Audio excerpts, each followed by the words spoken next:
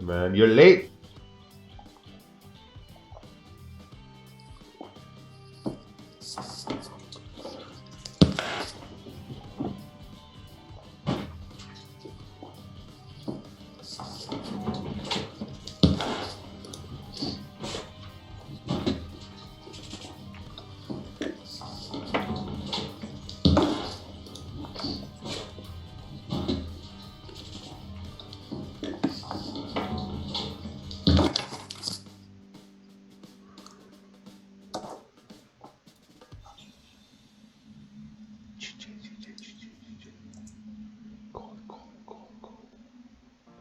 Wow, sort of What's ranging. wrong? What's wrong with you?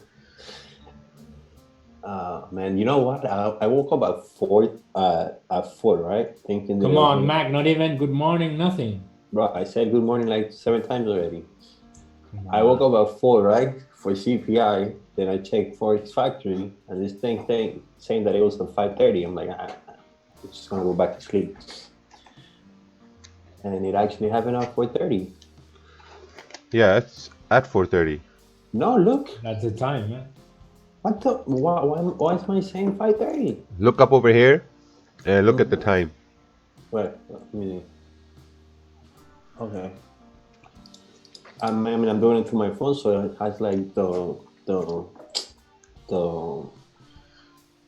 It should synchronize with your yeah, actual with my phone, time. right? That's what I'm saying. Yeah. I But think look, I think GJ created a low mm-hmm. with Flip. the news at 142,690. I think that low should be retested. To continue up. To continue down. Yeah. The thing is 143, 30 minute closed above. So I think that this next candle will tell us. Yeah, I'm waiting for this candle to close. This current candle to close. Wow, that did a whole flip. So I feel like some can make the argument that the 15-minute low is just broken and people would execute right now. Yeah. We've taken trades like that. Yeah. Yeah, but the only thing is, like, I'm looking at this area here to the left. Yeah. So I'd want to see a 30-minute close to be 100% sure. Plus, also we got what, like, 15, 25 minutes left for the 1 hour candle to close. So, we're not sure how this is going to close. If it closes like a big wick, that would mean that 1 hour is kind of like rejecting 143. And if that rejects 143, 100, then that would make sense on the 30-minute to 30 continue minute, moving yeah. down. Yeah. Yeah. Yeah, it will finish as a bearish candle, so Yeah. Yeah. A little early to tell me that. yeah, that's the thing, is too early on the 30 minute and it's Yeah, it just looks a little fucked right now. Fudge. fudge. Good morning. Damn, I was expecting it to drop to like good morning, guys. 800 even. And it actually dropped to like 142,666. Wow, panic.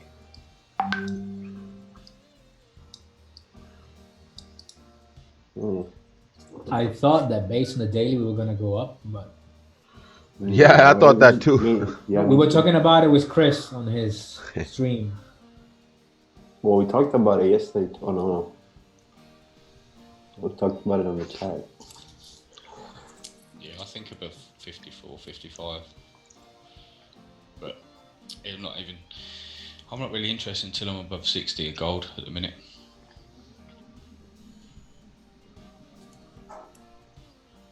All this thing is to drop soon. It has to make the higher low. It has to. Like, Oh, this is a nice chart. Sell stop at 109,795. Clean traffic to go further down. Yes, makes sense. Yeah, that's good.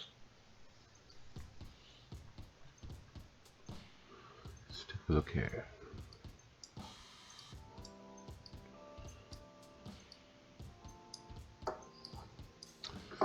So you got the support, and then you got 4 hour is bearish. If 4 hour breaks below 109, 850, then there's room for it to come down till here. Yeah, this makes sense. Perfect. So now if it's going to go down, then if you're looking at the 4 hour, then maybe this is the top of the 4 hour, and then the support should break. So a break would be perfect. Yeah, you'll see a candle closing below, and stop could be around here, 109,900, and boom. And it's UJ too, so UJ doesn't have that much volume. Mm-hmm. Yeah, it's a 10 pip stop and then move down, yeah. Could play It's out. actually a 37 pip range, so we're good. Catch something. Yeah.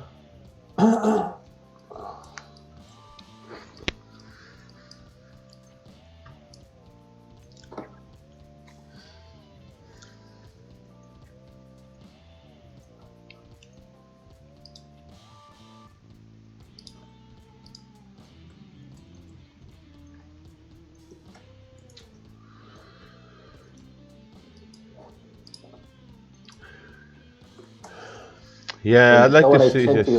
What? You saw what I sent you in the chat, though, right? No. Look at the why is my FF set up like that? Oh, I'll look at it here later. My time zones are fucked up. Waiting for a bearish candle to form for a pullback to retest the low, looking for a sell once. Yeah, I'm looking at the same thing here. I'm looking at this candle to close bearish so that I can take a sell and then we can go down. What's the stop? Ooh, so good. 12 pip stop. Okay.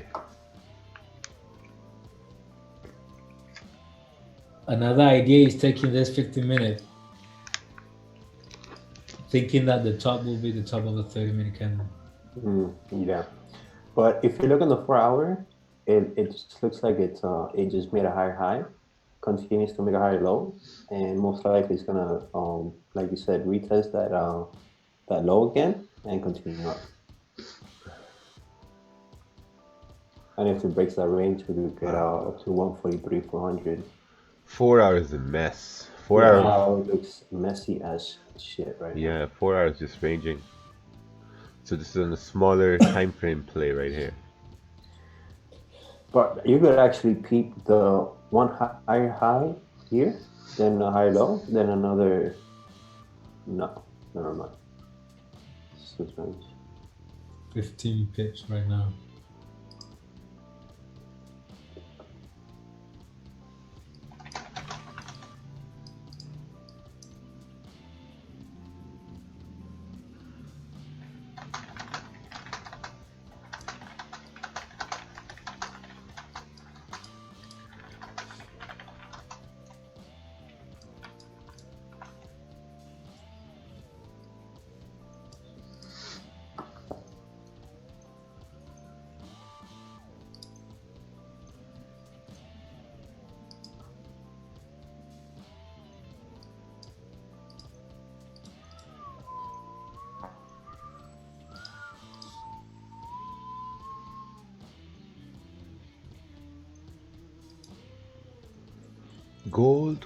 Gold should be pushing up. You think so? Yep. Even if you look at the 4 hour? Yep. Even if it's ranging, looking at the 4 hour, what it would need to do, it would need to break above 1553.50. Yeah. Yeah, once it can break above that, that's perfect. Then it's gonna head straight to 1555 and then eventually up till 1558. But if it breaks down, we're coming down to 1547.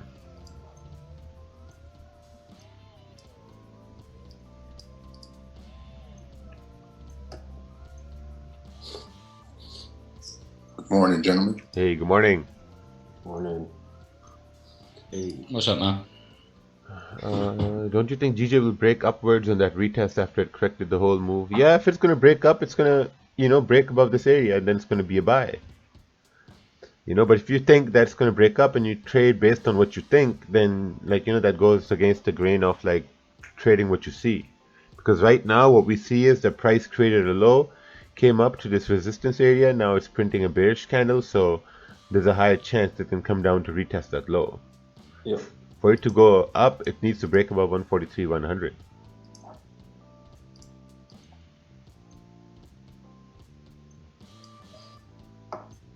Yeah.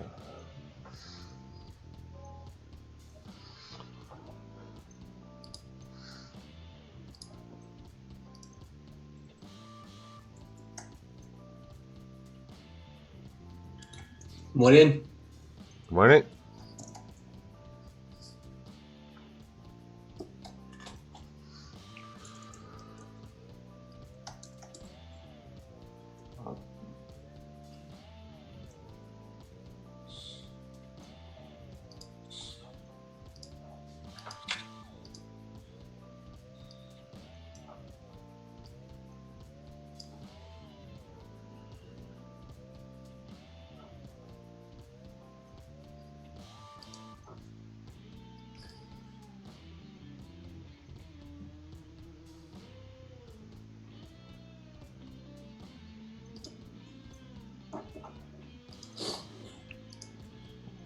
Did anyone see what happened to Torch? No, I'm not interested. I don't know what happened. Just kidding. He was up 2.5k and then he didn't cut his profit. He Ah. went to like 400. Shit. Special P and Y.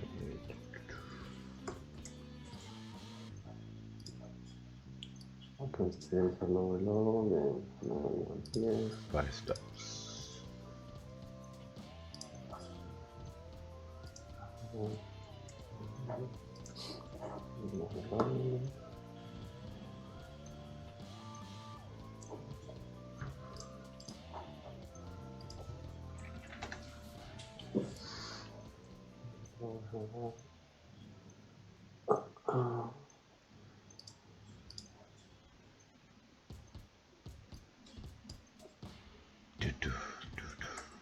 So much suspense.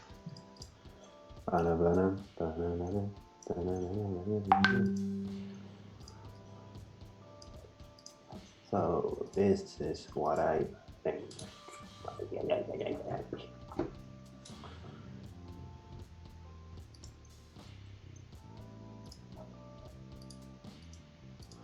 Let's look at the daily here in GJ. Yeah. Imagine this daily candle flips bullish. Yeah, that's what I'm saying. Yeah, that's what I have in mind. That ain't what you're That's what saying. we were That's what I'm talking saying. Yeah, we were all saying that. You said too. You're still like you're just gonna keep dropping down. What a move that would be. You ruined my morning saying that. Yeah, I think it's got potential, to be honest. Yeah. I feel like it's gonna flip. Yeah, me too. Like I have. Yeah, you know what? I'm gonna wait for this 1 hour to close. I'm not sold on these sells yet. No. I'm gonna wait for the 1 hour to close. I mean, that Look at the chart I sent. If you want. Because Raja, if you look at the daily, if it is like the 30-minute, it looks like it created support and it's gonna go up eventually to retest the top level. Yeah. But no one knows how much time it's gonna take. Yeah, that's what I think too. Once it breaks above, I think once it breaks above 143, 100, then daily is heading up. Yeah. This is the part where it needs to go bullish from on the smaller time. Previous daily closed above the previous candles. Yeah. The weekly still bullish.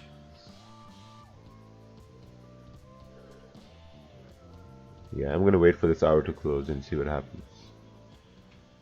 And it had that drop because of the news. So Your CPI numbers are bad. don't we have a support at like 950, 142, 950? Yeah, that's a minor. Yeah, it's true. Yeah. So basically, that's what I'm thinking. So I created a check it out. Lower high, lower low, lower high, then another lower low, lower high, continue down, create another lower low. So change in trends is gonna go bullish, which is this arrow right here, and easy breakup. So we need a retest of that area. Okay.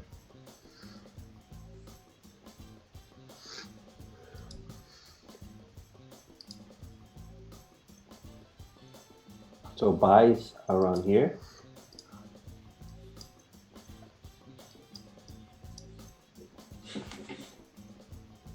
What do you think? Yeah, looks good. Cool. What do you think, Monty? This motherfucker just walked out. He Monty literally, has left the building. he literally walked out. Yeah. He muted himself and he walked out. What you think, Monty? Ah, fuck this I shit. said, fuck you, man.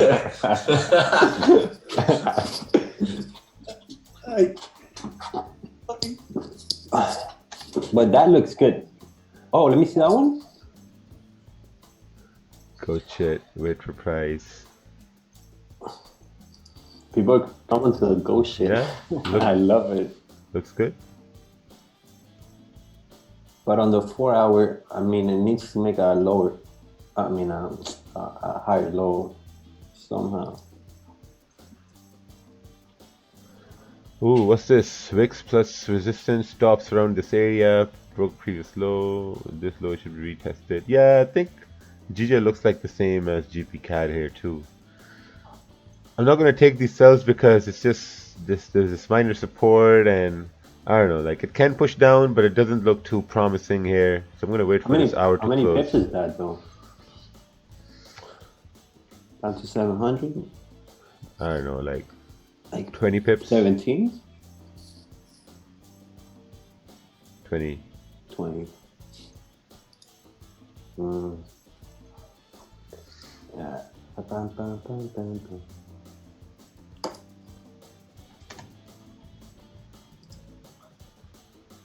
Target if 103, 143 is broke. Target if 172, 701 is broke. Yep.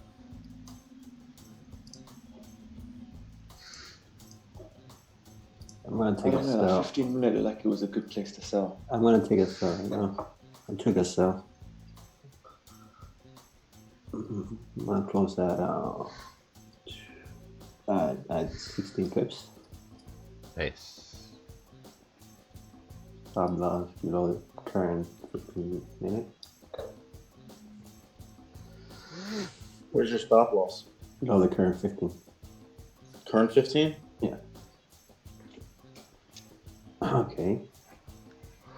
Let's push in. So you're targeting down to 142, 750 area?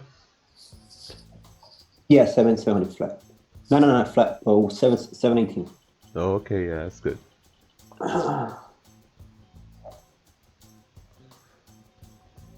That is good, mate. Could get there, 142, 750. 718, not too greedy. 718? Yeah. Okay, perfect. If I see some rejection around in this area on the 1 minute, I'm closing. Oh, god damn. What is that? Gold sells. Price retest fib 618. Yeah, makes sense. This makes sense. So now if I get some rejection around here, I'm just gonna close.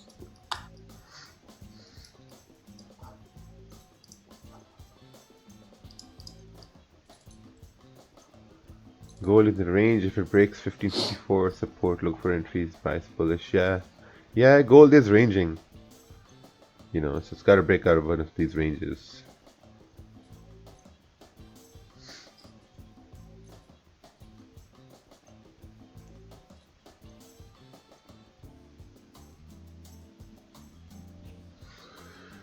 You know, I was gonna take sells, but the only thing that stopped me from taking sells was the daily bias.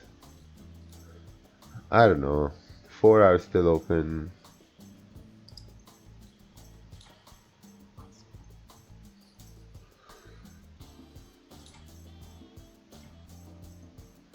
Raja's just to go like, yep, makes sense. Yeah, I say it makes sense because there's nothing to add to the analysis. If someone sends me analysis, I'm like, yeah, it makes sense because there's nothing more to add. This also makes sense. It's ranging.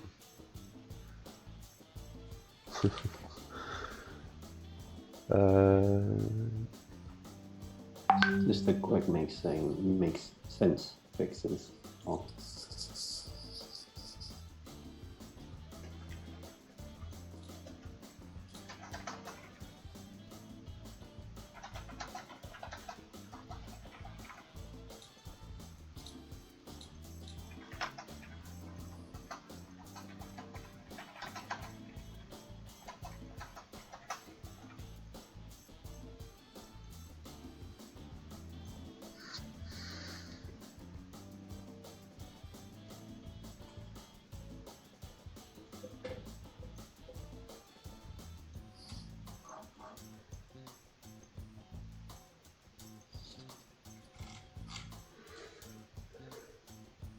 Nice. So what you need to do is you need to draw another zone down here at 142,700. Another one.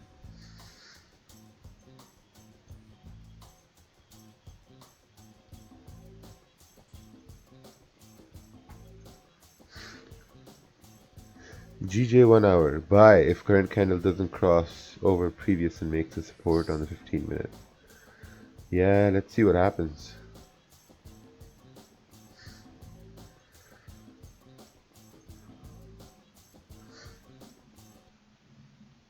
You've got to wait for the trade. You got to wait for the trade.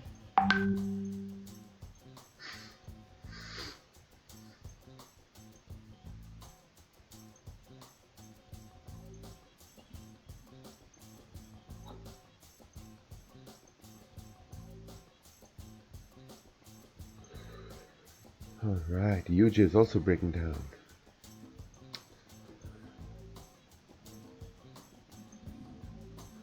Since UJ has a better market structure, should I go with UJ? No.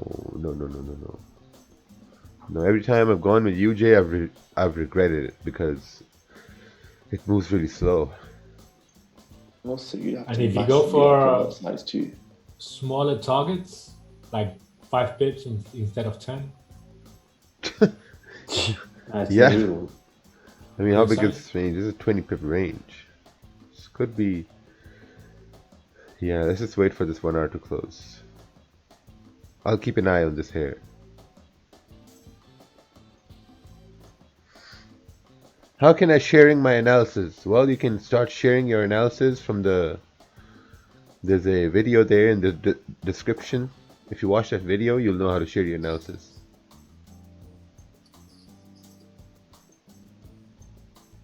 Does it not say that across the YouTube stream? No? Yeah, they have like a video on the profile. So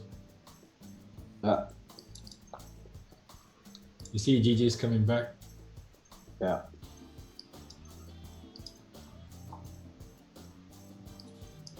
Mac, you're still in GJ? No, I closed. Okay.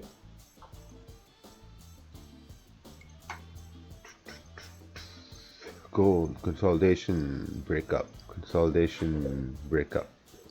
Yeah, makes sense. Needs to break above here to go up. It's so far it's ranging. The good thing about gold is if it breaks below, 1550, there's a clean move down to 1547. So this is what? Yeah, it's a 35 pip range, so that's good. If it breaks up, there's also a clean move till like 1556 and then all the way to 1559.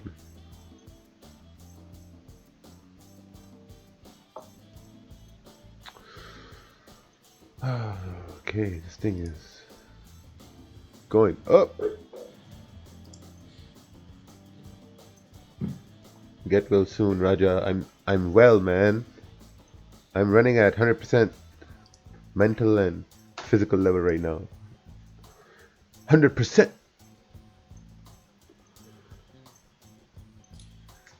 Yeah, you know this. Yeah, go on. No, that's a lot. 100%. Yeah. If 70% you're really good, don't tell me 100% you're like a beast. Yeah, man. Running at 100% right now. Nice. Your mic sounds like you have a cold. Yeah, my nose is stuffed. That's what's going on. I do have a cold a little bit. I got the sniffles. Raja, if the 30-minute closed as is, would you not be convinced to take a sell because the hour closed bullish and because of your daily bias? Yeah, I'll have to wait. Yeah, if it closes bearish. Broke the low of the previous candle. Yeah. Like that's my ideal 30-minute candle. Yeah. Yeah, no, that's true. Yeah. I might go with sell. Still Yeah, got okay, but that, sorry, I was gonna say that's similar to the chart I sent you this morning where it created that kind of like this. Yeah, right here. Similar kind of thing, yeah. Obviously not as big a wick, but Yeah, I'd probably go with that.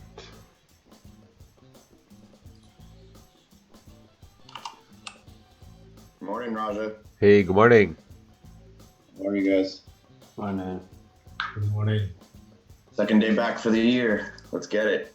Oh, nice. Nice to have you back, man. Thank you, thank you.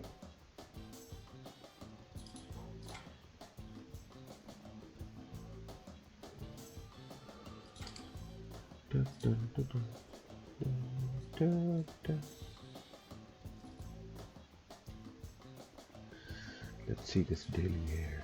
143, 400.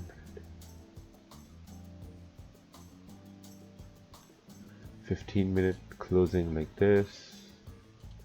1 hour candle closing weak. 30-minute candle closing bearish.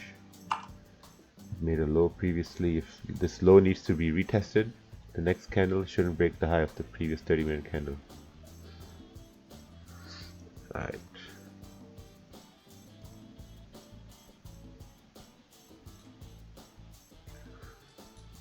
Took a sell right over here.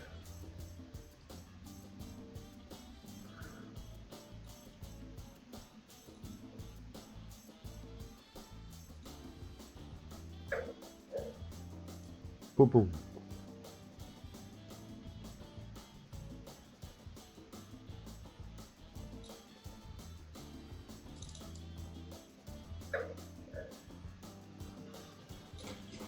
Everybody's selling.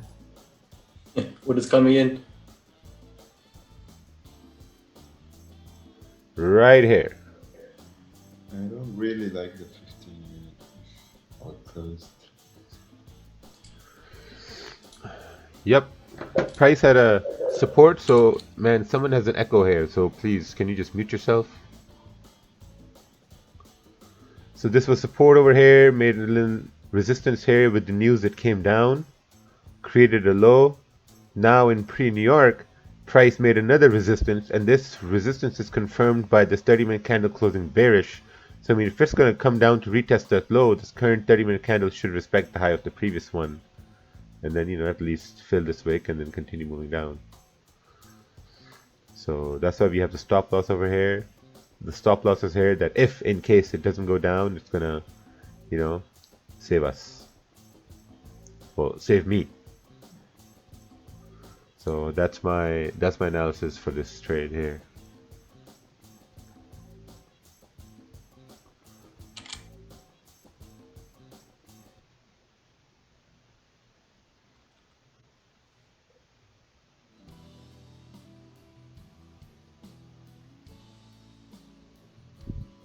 You know what I mean?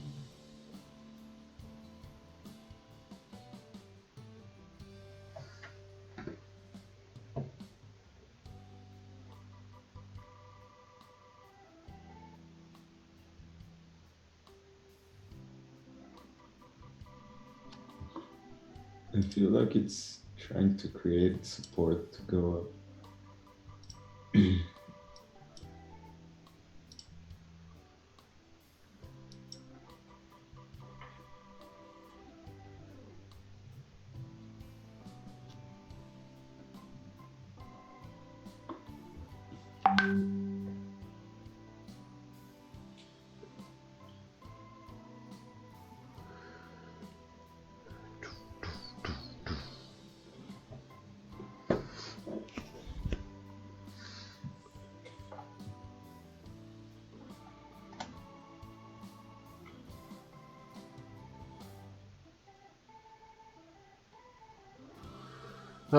Why did you not enter on 15-minute earlier and had to wait for a 30-minute, please? Because 30-minute candles provide more confirmation. That's why.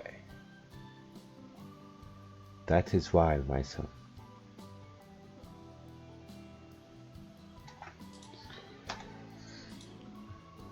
Oh, what's this? The way I see GJ is like this. Yeah, that could happen too. Yeah, that's what I see too.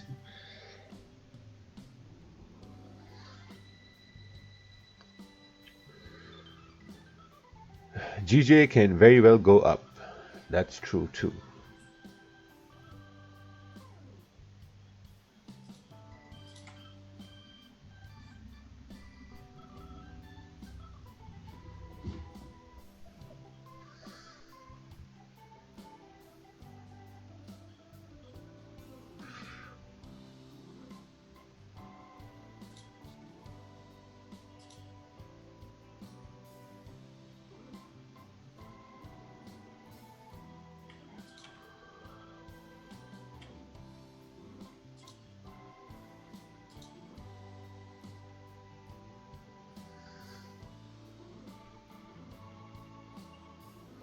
Let's check news here.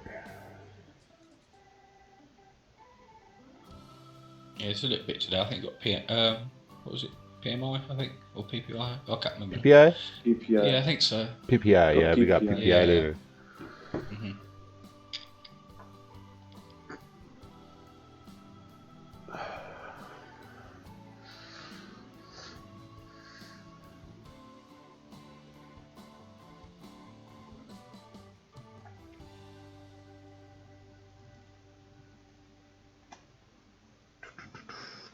Ooh, someone's in GJ buys. All right.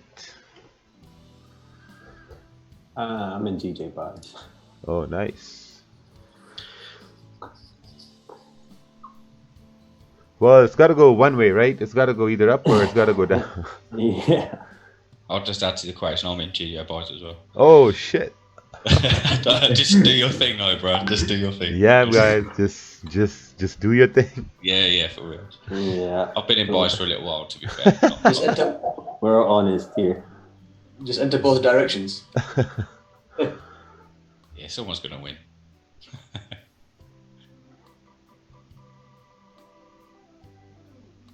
Raja, what's your lot size? My lot size is 10,000 lots here on GJ. How does that make a difference? It doesn't make any difference what lot size someone uses. So many messages about that.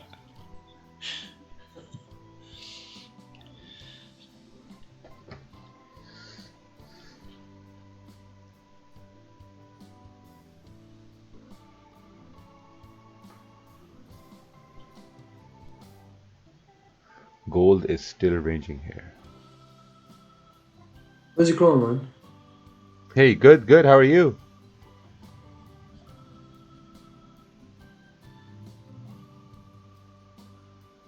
Oh, you good? Okay.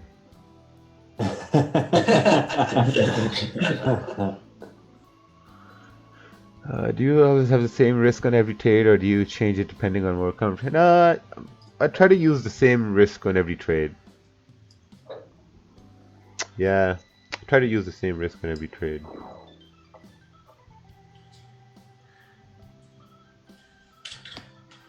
It's across the sleeve.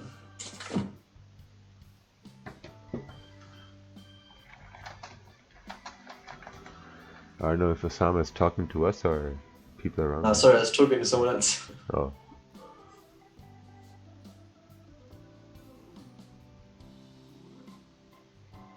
Was that the dude that checks if there's going to be lightning today? Lightning. Whether we can leave the house or not. That's the dude. I was just trying to remember. Raja, do you eat before you start trading? Well, I just had I had 2 packs of yogurt. I thought you were going to say that biscuits. Yeah.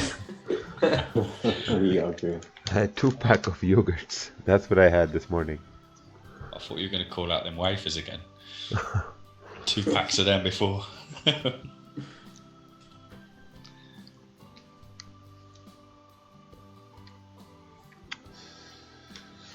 Do you let one account grow, or do you always? I mean, it depends. Like once you start to get consistent, profits from the market, then you start to look at things that, okay, do you need to let it grow, or do you need some funds to pay bills, or things like that. So all those things, they come into play. So that comes after you start to get consistent, right? Because saying things like this, like, okay, you know what, when I get a job for $100,000, I'm going to do this, I'm going to do that, I'm going to do this. No, like first you got to get the job, first you got to start getting the money, and then you got to start planning. Okay, now I have this money coming in, what am I going to start to do with it? Step by step. Yeah, step by step. Raja, 5-minute wake on GJ is a little bit scary. Well, just don't look at it. So switch the time frame.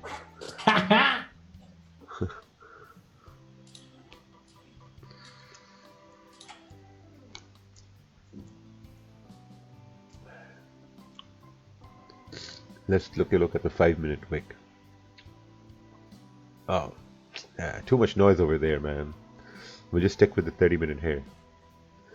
Oh, actually, the 15-minute is about to close here now in 5 minutes. So if it closes bearish, that'll be great. That'll be awesome. But if this 15-minute breaks the high of the previous 15-minute, then I'm going to exit the trade. What if it closes bearish above the support? I don't know.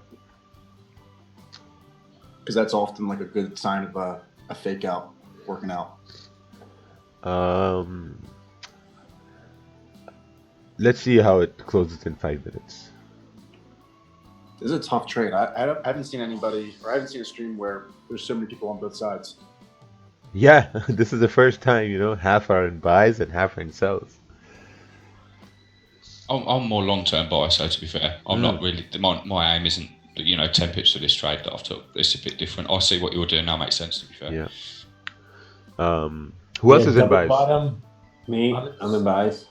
I'm in sell. Mac, why are you in buys? What's your analysis?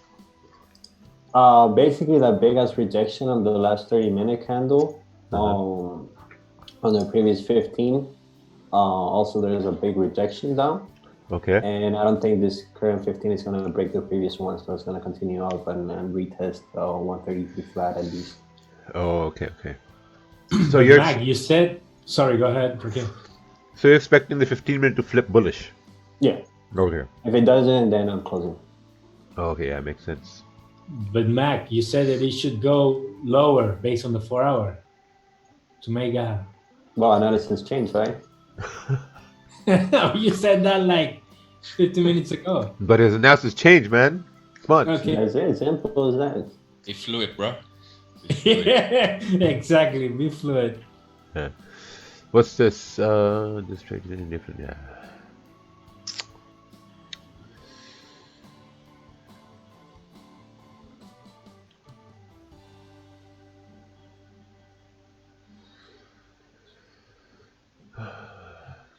What time is US and China signing the trade deal phase 1? Interesting. I think it's 11 o'clock your time. It's on the calendar, Rakeel. Yeah. It's in Forex Factory, I think. Don't go with Forex Factory. Where is it? Which one do you use, Mac? Investing.com. I've got it for 4 p.m. UK time ish. Yeah, 11 o'clock. Yeah. Yeah. EST. 11, yeah. That's it. See this? We use Google. Well, I use Google. And I found the answer. God damn, man. What's that website called? Sorry, I can't tell you. That'll be $20. That website tells you everything. Oh man. So clever. Everything. Makes you look smart.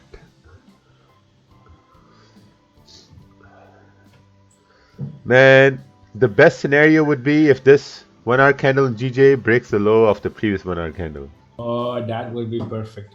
Now this 15 minute is about to close now, and if it closes bearish, then the next 15-minute candle should respect the high of the previous one and continue down, and then that would be the 30-minute candle falling bearish. Yeah, I took my GJ is a stop sell, man. above this GJ is a 15. sell.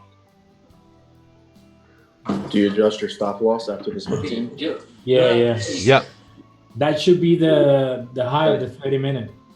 Yeah. Was that a yes to me? You do move your stop loss down typically? Yep. Okay. Yes. I moved to break even. Fun. I think you should be good with this trade, based on GBP. Is just it should fall fundamentally. Exactly. Based on the news, it should fall on the CPI. Back 60.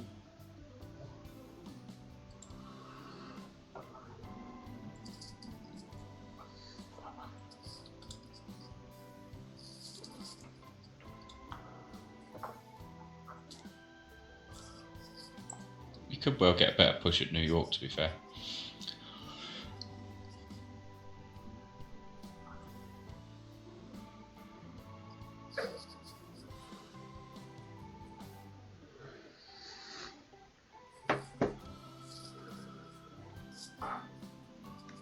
I saw you don't use any indicators. Is it because they're useless? I wouldn't say they're useless because some people use it as confirmations, but I just don't. I just don't use them. Because I mean, if I add an indicator over here, let's add an indicator here. If I add relative strength index, okay, there we go. We got indicator here. So now I have some more information, right? And now I'm not only looking at price action, but now I'm also looking at this indicator to tell me what price is going to do. You know, so now so the indicator is like another person talking in your ear, like where the trade is going to go. So I don't need that noise. Yeah, man, you got enough of us. Yeah. Oh, look, the 15-minute kind of closed bearish. I'm going to tighten my stop here.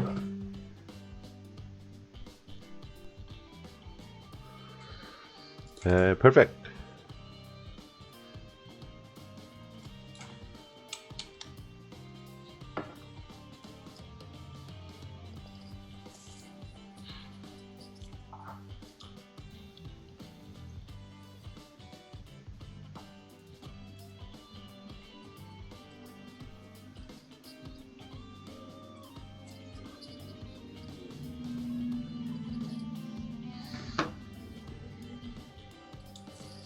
So my stop is at 6 pips now.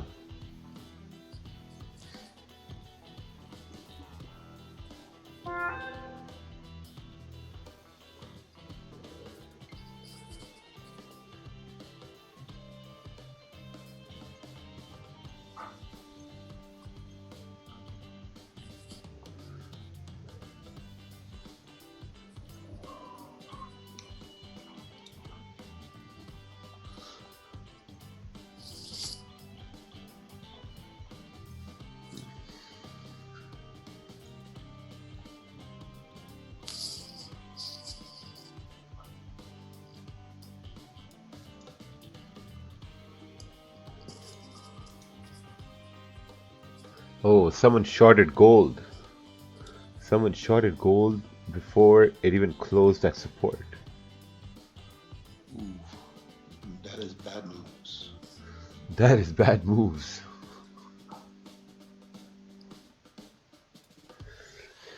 You are a bad man. Bad man shorting gold. I think it's hard to short gold right now, to be honest, just the way the candles are forming, how short they are. Yeah. That range is tight. Yeah. Morning, sir. Morning. There is a Good morning. range on gold though, with a minor support if you wanted to wait for that retest. I just really don't know the direction we're going. Yeah, I want to look for something over 55, to be fair. Yeah, if you look on the daily, that rejection from yesterday, the bullish rejection, this candle looks like just to be, coming back a little bit into the zone that we're currently in. And then it should prop up, and it should technically fill 59 or 60. Yeah. I just don't know what this whole hoopla is this afternoon with all these ceremonies and trade stuff. Because it seems like the market's already priced in the trade move. Yeah, potentially. It's kind of moved a fair bit since yesterday. Yeah, because that huge rejection. So if you map out a zone from 1552 to 1537, that's a wide zone on the daily, and it looks like we're just coming back in and out of that until we break out of it. Yeah, because I was paying attention to like the 4-hour kind of bit to the Yeah, left. yeah. That's what I was doing because I couldn't find anything on the shorter time frames. No, me neither. I thought above than 4 hours, potentially the next one at like So 55. this area here, and then coming back into this area over here. Right? So this is rejecting, so this is the bottom of that zone. And then this keeps coming back in here. It may drop back into this a little bit, and then just bounce right back out. But you keep seeing this kind of stuff, right? This rejection and then this trail back into it. Yeah, it's kind of going nowhere right now. Yeah. Because my original plan to start the week was to take buys above 61-ish to about just shy of 70, I think. Or just into the 70s. I mean, it's a great range because once we leave this area,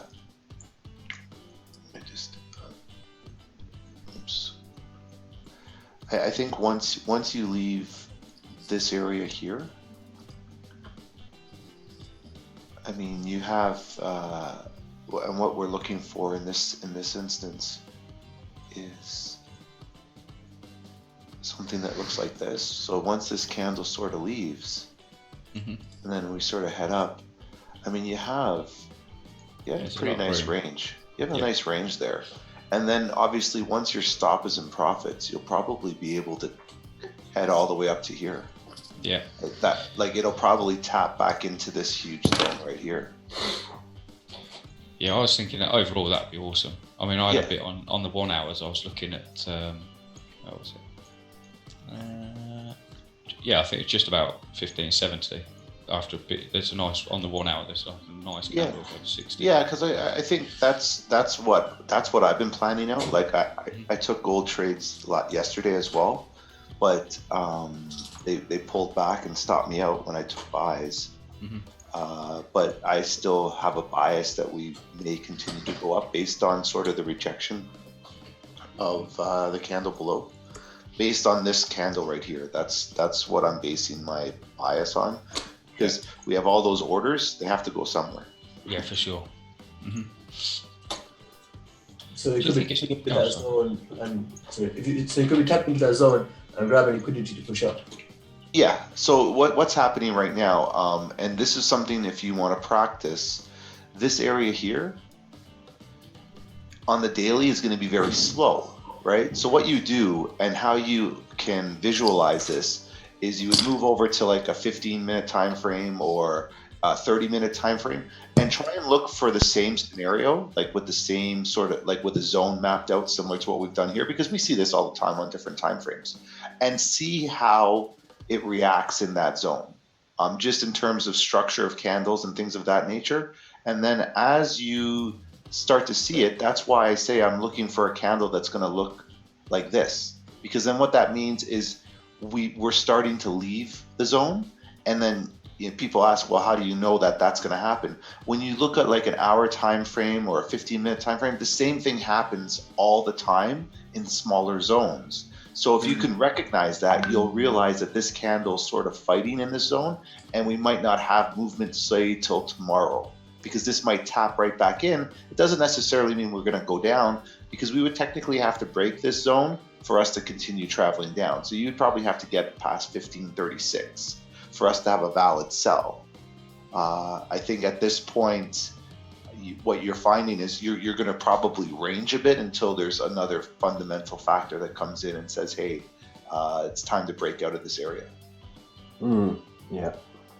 But that's the best way to do things. Like if you're looking for a big move, what you should do is visualize this sort of area. So find, if you're on the daily like we are right now, find this area on the daily, something similar, and look at the previous, like look to the left and look at how, if you see this kind of setup, and then, as you obviously look at the left, it's already completed, like you're over here. So what you would see is a zone, and then you would see how the candles have reacted in that zone, right? So they pierced all the way down, they bounced around here, pierced all the way down, but didn't really break, and then came back up. And that's on the smaller time frame. You see this information.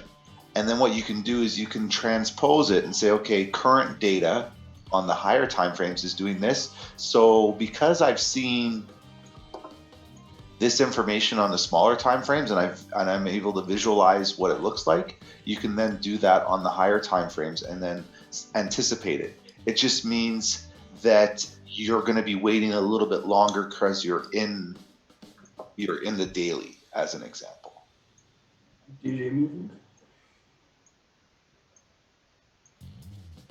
Yeah, you guys were right. TJ's was a sell. Yeah, just hit first take profit. Morning, everyone. Good morning. Morning. If it breaks that support, that will be good. But it broke the low of the previous 30. It should keep going down. Missile.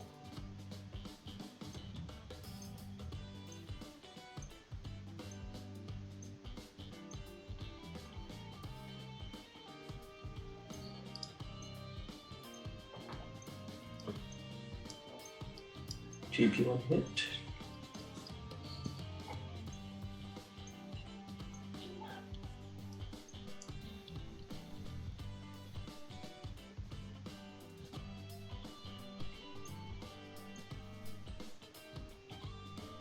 So someone said TP hit. I'm assuming it was that wick.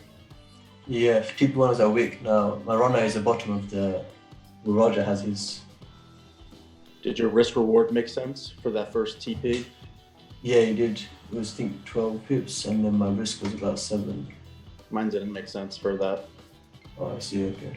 Oh, fuck, I was on mute this whole time. Oh, again, okay, so in a row. Yeah, that's too much. Yeah, so I secured 10 pips and my stops are break even.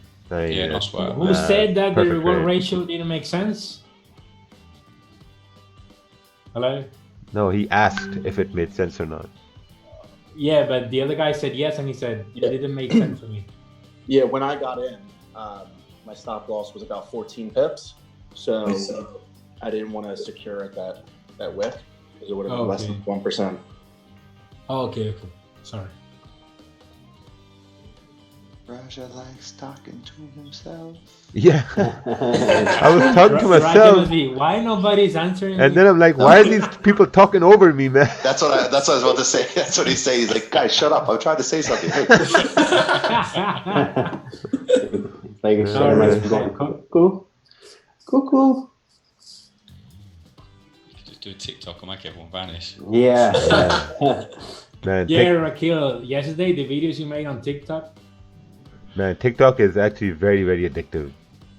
It's just like a new thing. Yeah, it's like a new thing, man. Yeah. Like the kind of videos I'm gonna make on TikTok is me eating food and food just slowly disappearing. Yeah. What about if we get that idea I told you, you go to a circus and you get an elephant? Bananas.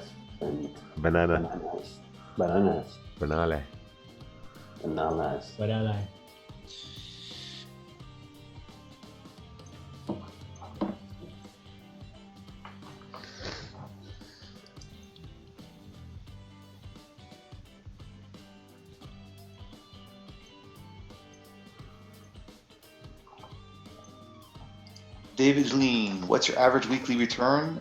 It doesn't matter what the average weekly return is. Because what that does is it puts a limitation on you as a trader. What you should be looking at is making correct decisions every single day. Average weekly return will just hurt you in the long run.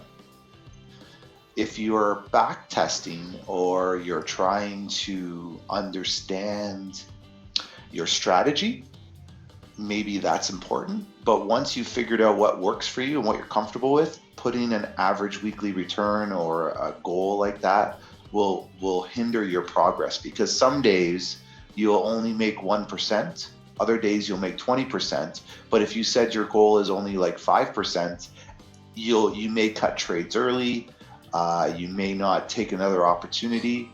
The idea behind trading is making correct decisions.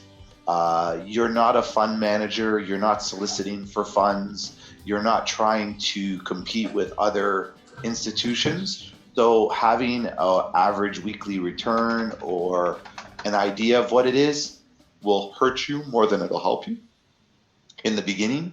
If you want to, after 3 or 4 years of trading, maybe you want to observe that, but most people don't really care. Like I don't even calculate that.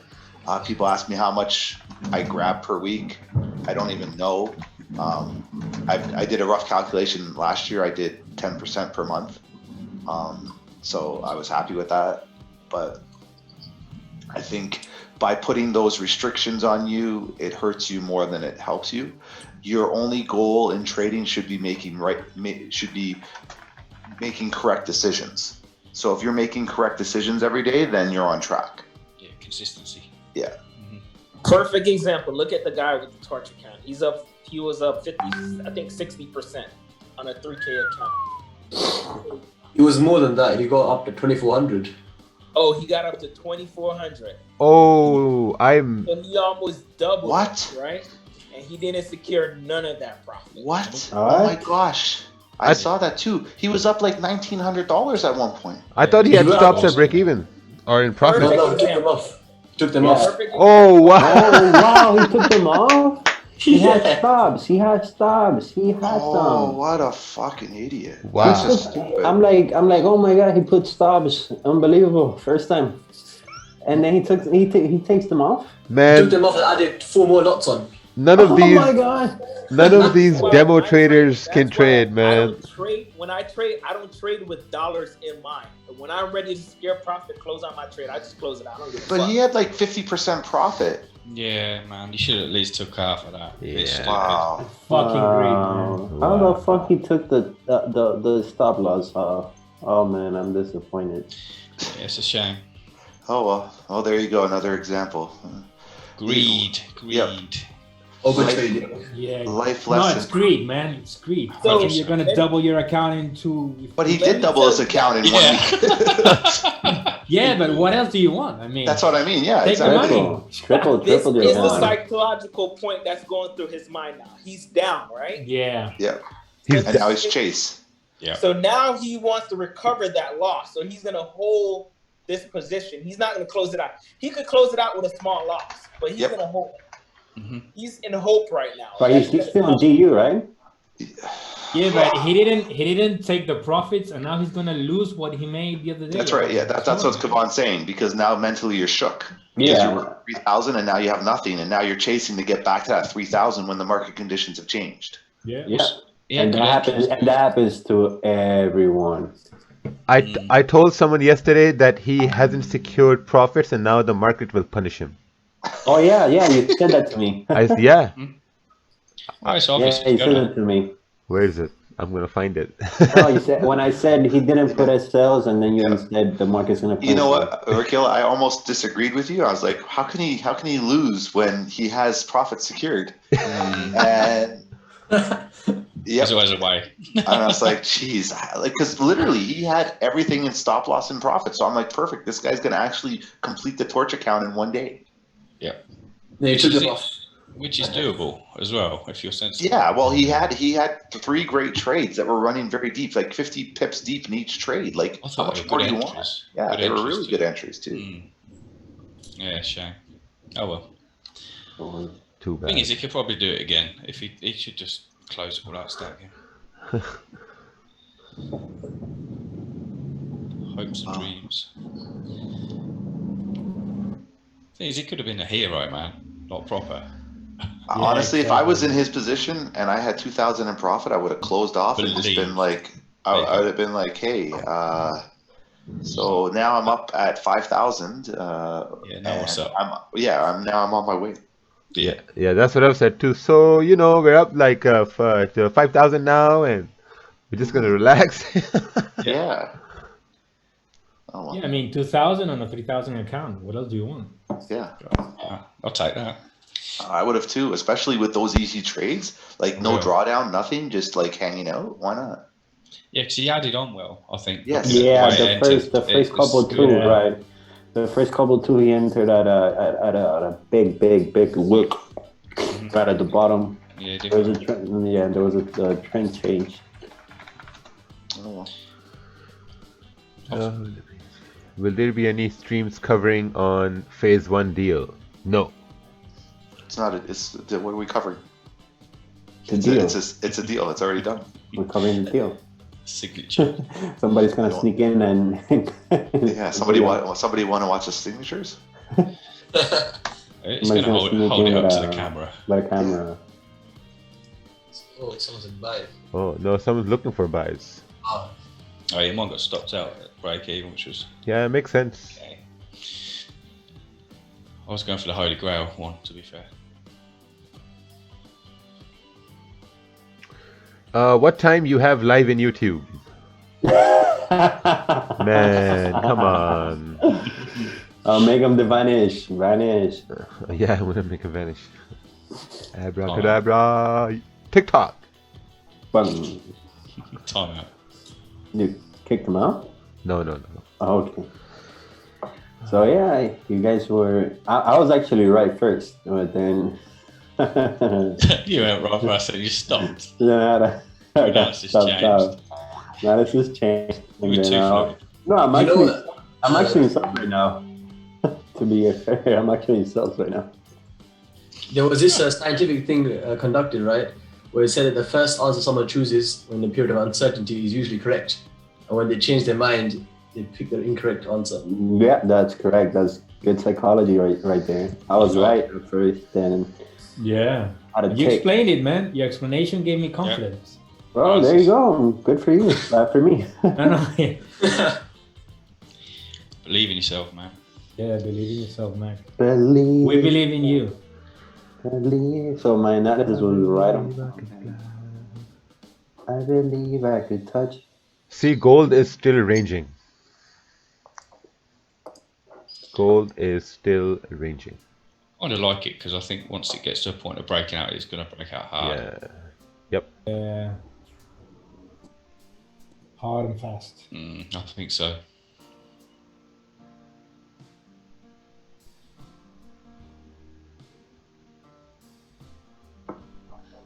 Would you place stop trades for the phase 1 deal? Would you wait for the market after the deal is signed? It's Tamid Ahmed.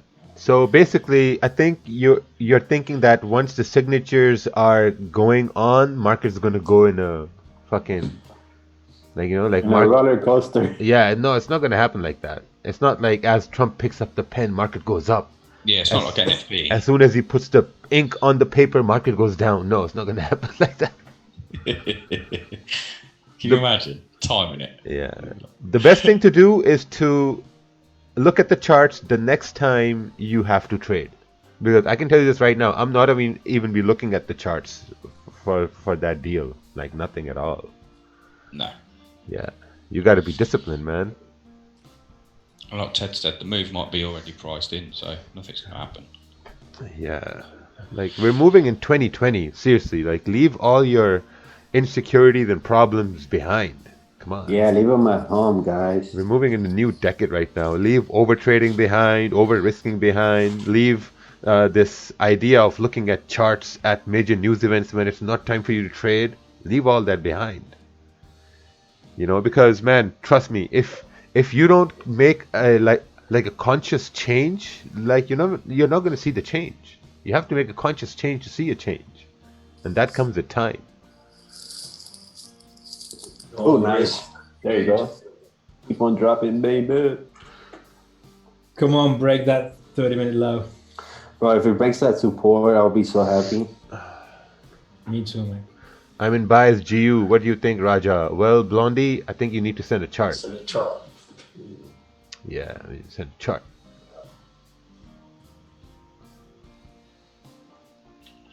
See, someone took a your JPY sell and they sent a chart, and now we're going to look at it. Oh.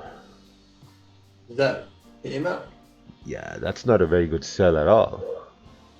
And it's a bullish. I mean, yeah. This is, I mean, you had this bullish candle that broke out, created a high, then this bearish candle went down, it closed above this area, so there was no, even if you wanted to take a sell, you wanted to take a sell right at this candle right here, which would have gotten stopped out, and now this candle closed bullish. Yeah, I don't know about the sell, man. No, you got stopped out though. Will GJ continue to go down? Let's take a look here. Well, 15 minutes is still bearish, 30 minutes is still bearish. So... You secured something, no, Rakeel? Oh, yeah. Okay. 10 pips, yeah. Yeah, I've secured 10, 11 pips. And yeah, that's about it.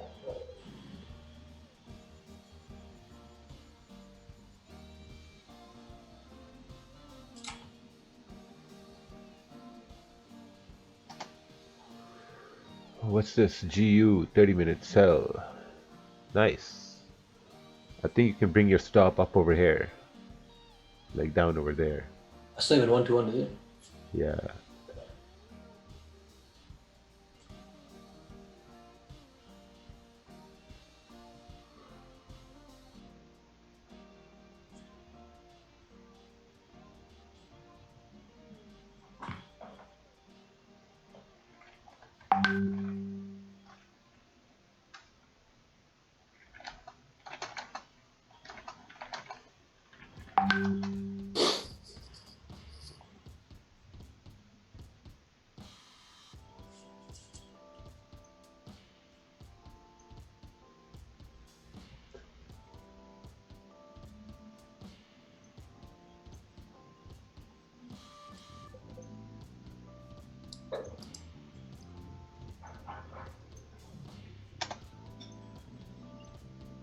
Hindsight is 2020, but what do you think this could have been a valid buy? This could have been a valid buy, yes. That is true.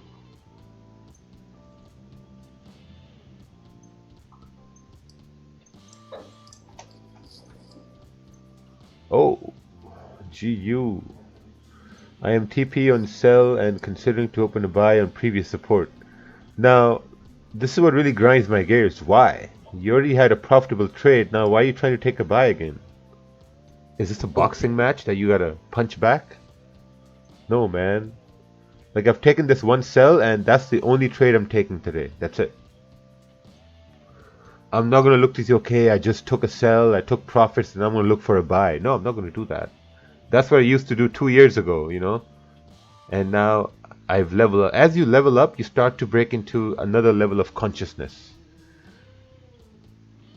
You go into the cyan mode, and then you go into the super cyan mode. I was just going to say that. Yeah. And then the blue form. Blue form.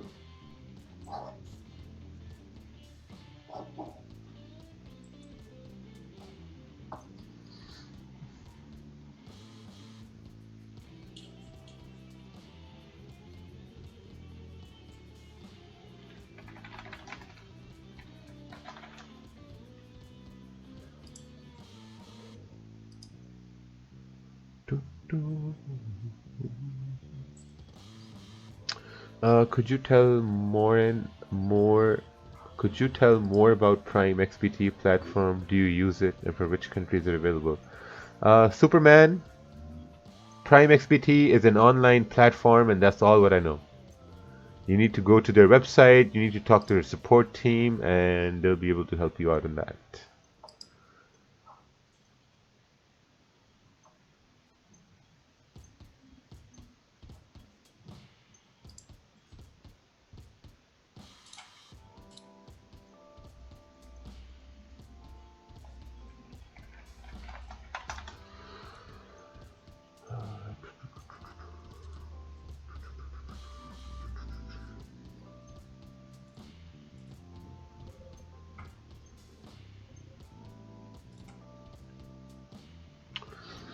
Damn, so slow on a Wednesday. Maybe we're just waiting for New York Open in 15 minutes. Yeah, it's pretty slow volume. Yeah, I Really think slow for a so. Thursday. We're getting a little pullback now.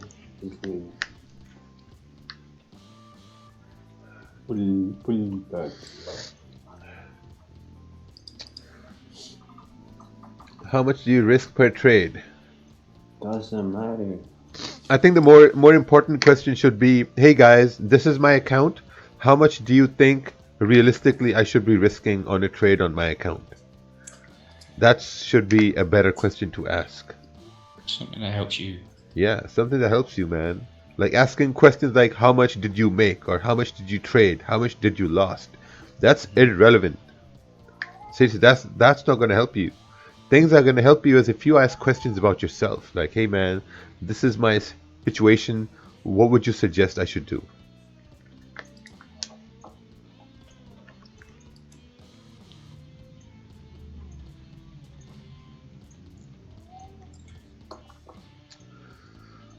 I think the optimal risk should be 1% a day. That should be an optimal risk. Oh, you do that a day? Oh, yeah, that makes sense. 1%. Mm-hmm.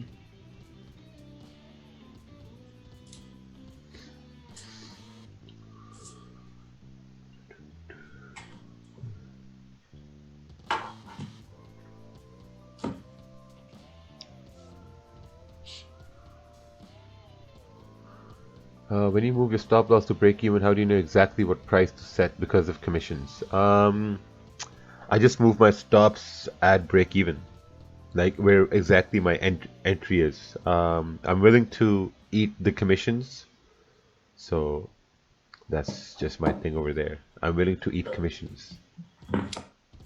I put a 1 pip pro. Yeah, me too. Oh, one pip in profit? Yep. Oh, okay. Yeah, that makes sense. Yeah, see? Different preferences. Mm-hmm. I suppose it's different if you've got spreads to deal with as well. So I try to cover commissions.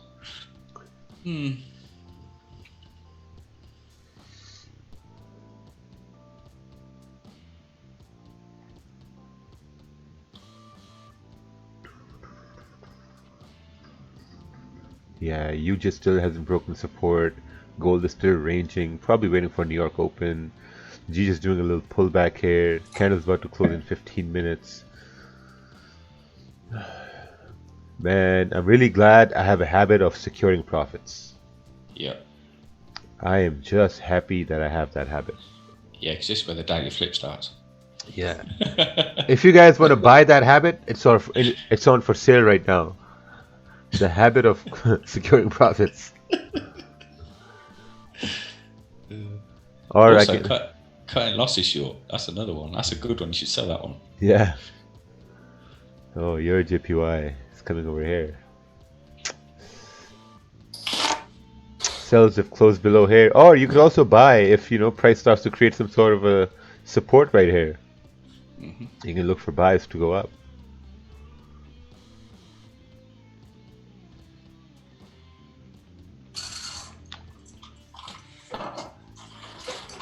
Oh, I got stopped out in profits on GJ. Oh, nice.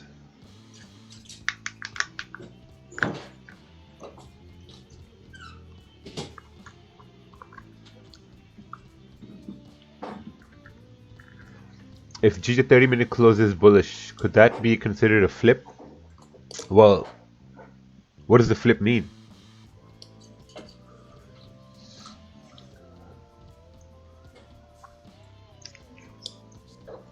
See, the 1 hour has also broken the low of the previous 1 hour candle.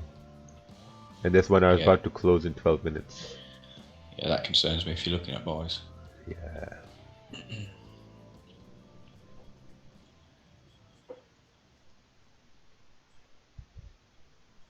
Raja, so I have a $3,000 account. I want to risk 1%, but cannot figure out what mini lot should I use. Well, it depends on your stop loss, basically. If your stop loss is going to be 10 pips, then probably you're going to have to use a lot size 0.3, because then it's going to be 1%. If your stop use loss is going to be 20 pips, then you're going to use 0.15. But you can have a go with one of them lot size calculators. That might help. Yeah. You know, man, honestly, it's just mental math. Yeah, oh yeah, for sure. I mean, for a newcomer, if you're not up to, I mean, once you've done it a few times, you know it. If you don't, Yeah, exactly. you already know that 10 pips would be, I don't know, you lose this much or whatever. Yeah, it's just mental math. There's also a formula here, which is, that formula is... I can tell you from here. I got the size times. Got stopped out on the runner.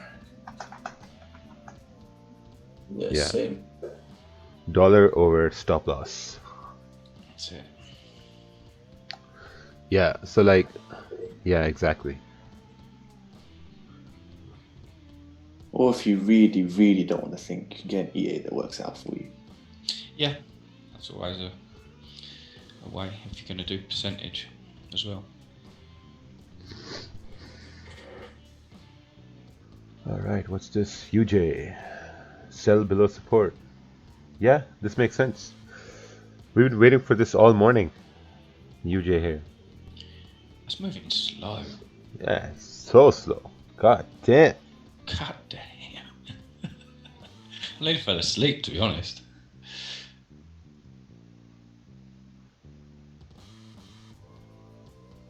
I think it's because Max stopped talking.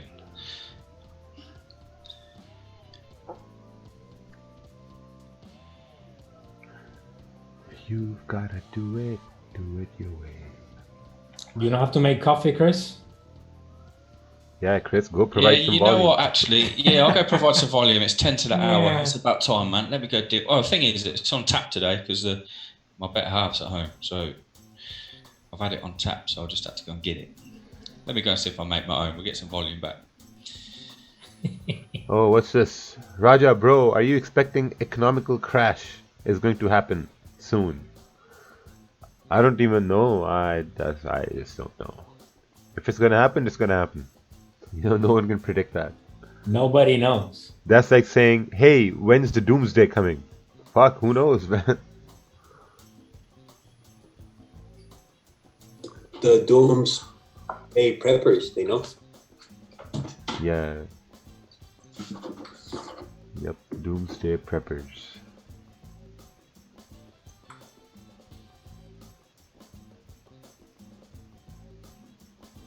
You too, Anthony. मुझे तुमसे प्यार कितना हो गया है कितना शुक्रिया कहते I'm gonna send you a chart. Oh, rakeel. Man, yesterday was slow, today is slow. You know what? Yesterday had that impulse move. Yeah. When I woke up this morning, I was expecting a big ass move from CPI, but nothing happened.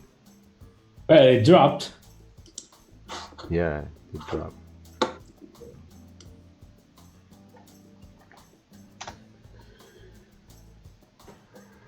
The torch is down by 600 now. Yup. Break above will be good for buys. Oh yeah, then you can expect the next 4 hour to wick down and continue going up too. Yeah, so I showed the 4 hour just because then you can see the clean traffic to the left, but I'm looking at it on the 30-minute. Yeah. Yeah, if it finds the support, it's good. Should be good. I closed my runner here. This was a good trade. Got like 10-11 pips on 2 positions. Perfect. Followed my plan just like every day, and now I made money. Yeah.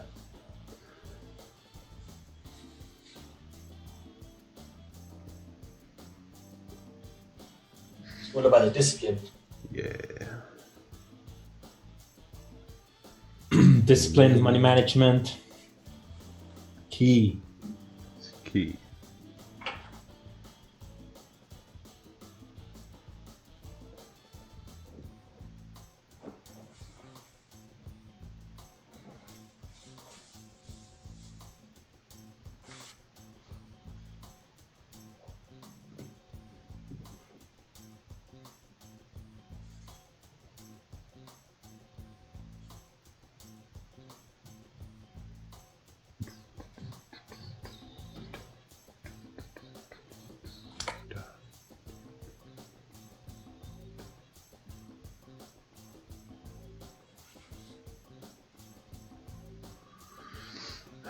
that big move we're waiting for is coming. I still think that big move is going to be a bullish move, and this daily candle is going to flip bullish.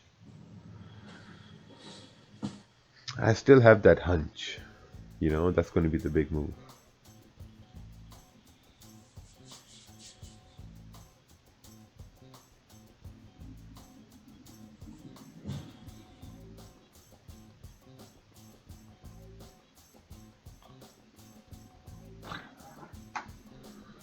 Oh, can't open the chart.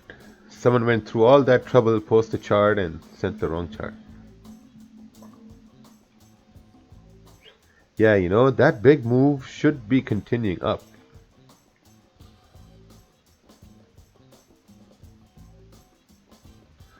I mean, if it had to drop, this 30-minute should have continued moving down.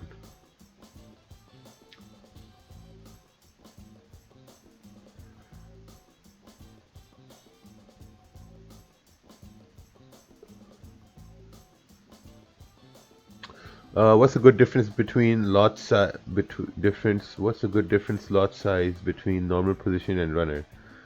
Well, let's say a normal position is 6 lots. A runner could be, you know, 2 lots, like a percentage of your normal position. Like if your normal is 1 lot, a runner could be like a 0.2 or a 0.3 or something like that. Something that you are comfortable with, basically. Yeah, and leave runners on Wednesday and Thursdays. The rest of the days they're gonna end up as break-even. Yep.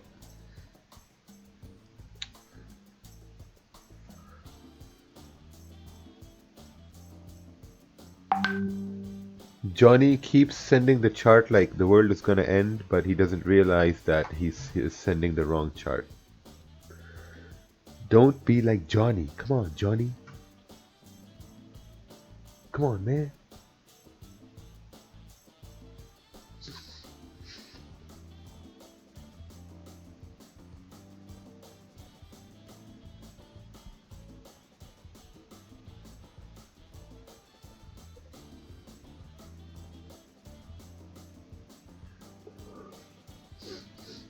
GJ buys, question mark. You need to send a chart. Because when you send a chart, that tells us that you know exactly what you're doing.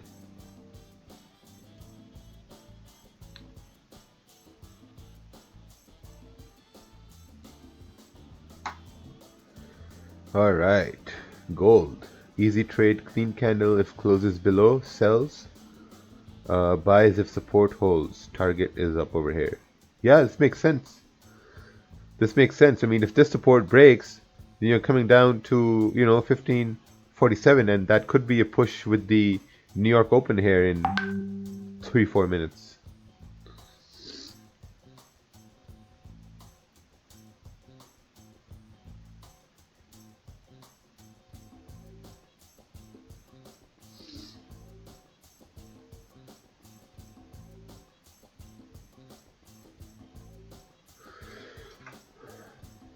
Yeah, a lot of new people are joining the stream. Hey, listen, if you're new, just go to the description and there's a video over there, man. Like, god damn, man. Just like read description. There's a video with all the rules on it. And that's gonna help you.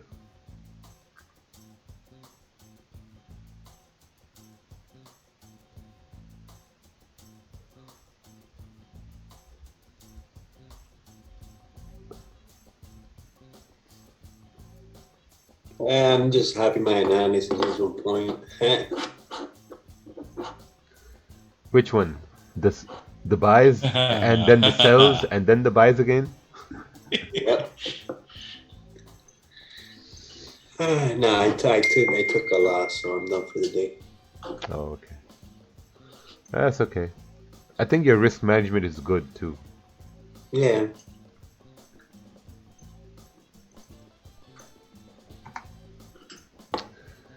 All right, what's this? Bearish on 4-hour and daily, price ranging for a week. Overall structure is ranging. It's not bearish on 4-hour and daily. I think it's ranging because look, it's ranging right now. Bearish was right over here. when it was coming down. Right now it's ranging.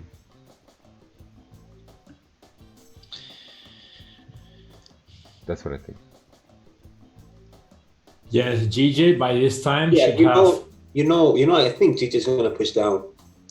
Yeah, but look at it on the 4 hour. It should have already at least Forget the 4 hour. the low. That's way too messy right now.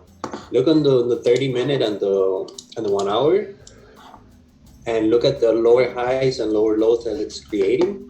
And right now, because of the 8 a.m. pushback, it should continue to drop down. 8 a.m. pushback. Pullback. The funny. Okay. The funniest was when he, what's that fucking word he used to use? Yeah, oh my god, rectification. Rectification. Instead of retracement. Look at GJ. Fuck. Yeah. Rectification is when you have done something. It's being rectified anally. This 1 hour candle on GJ is exactly the same as the 30-minute was right over here. Right, but it's gonna flip. Watch. Right here, so this 1 hour now closing bearish, which makes sense because now, now let's say the 1 hour is rejecting this level right here. So support, 1 hour rejected here, and this is closing. It made a low, so now there's a high chance it can continue moving down to this low. So stop should be around here, 10, 12 pips. Go down over here. Yeah, one was closing bearish. See how it works.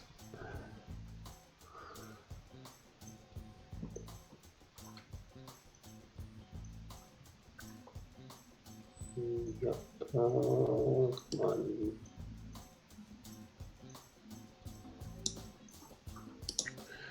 Yeah, looks like. Looks like it has kind of continued down. Yes.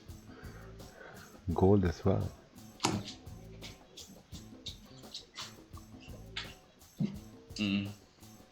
Yeah, gold's interesting.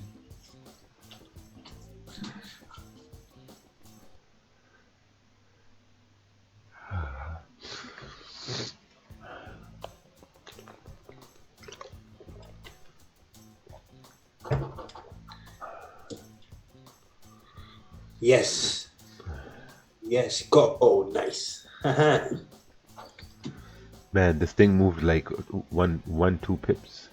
No, but watch Oh, now. 4 pips. I was like, wow, did it move a lot? He's like, yes. Just a break in. That's definitely gonna hit my target. The target.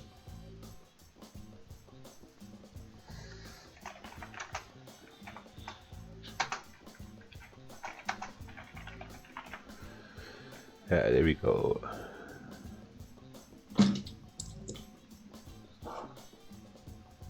Yeah, 143 even, right? Yeah, it's a tough level.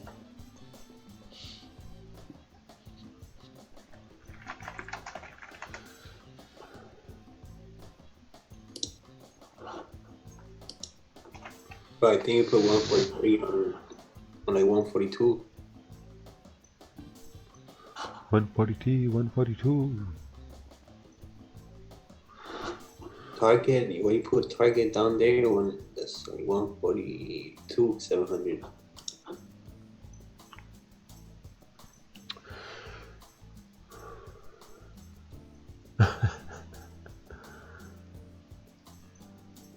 Oh, if.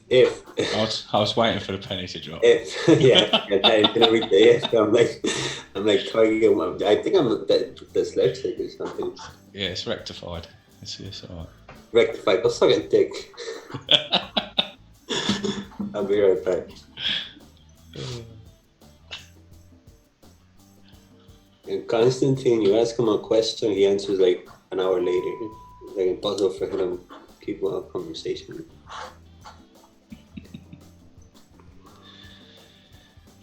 This channel never covers UJ. This channel only covers what I trade. That's what this channel covers. If you want something covered, you need to send a chart. Like, trust me, you guys don't pay a single dime to come on the stream, and then you got demands? No way. Those demands are going to be met by fierce rectifications. So we broke down UJ. Nerve these people. My goodness. Yeah, you need to send a chart. We did break that down earlier. Then you send us $5. Yeah. Now, if you look over here, let's do some simple retarded analysis here, right, on UJ. So if you look on UJ right now, what's going on is that it's all this area here. This is garbage. There's nothing happening here. You want to put yourself in the best position to win, as Ted says. So once this support is broken, you have all this clean move here to take. This is the clean trade that you want below, 109.840. So once price comes below 109.840, this area down over here is going to be your trade. But since it's above, all this, this is all garbage, man. This is just junk. So hard to trade. Yeah, exactly. Barcodes. It's just so dirty. Look at all this mess over here. Consolidation. Do you really want to trade this consolidation? Do you really want to go to a restaurant where there's no place to sit and eat? No. You're going to say, man, I'm going to go home. Fuck this. Yeah, it's like queuing up for a seat, man. Yeah, so basically, all this area is a restaurant with no place to sit and eat. But down over here, on the other side of the road, you have a restaurant with their open seats. That's VIP, baby, right? Yeah. So you got to come to the VIP section. Mm-hmm. Not in the nosebleeds here, up over here. No, man. Nosebleeds. Yeah. Yeah, bottles of bitches are at the bottom on the left. Yeah. Yeah, man. So you need to be really, really, you need to tell this to yourself. You need to create these rules. I'm not going to trade UJ up over here. No, man. I'd rather trade it below 109.820 where I know that it would have an easier time going down. Because, look at this. There was a mirroring candle right over here. Same thing with gold. See, now gold is now breaking below. If it stays bearish, there's a high chance for it to come down to 1547 because it's a clean candle here.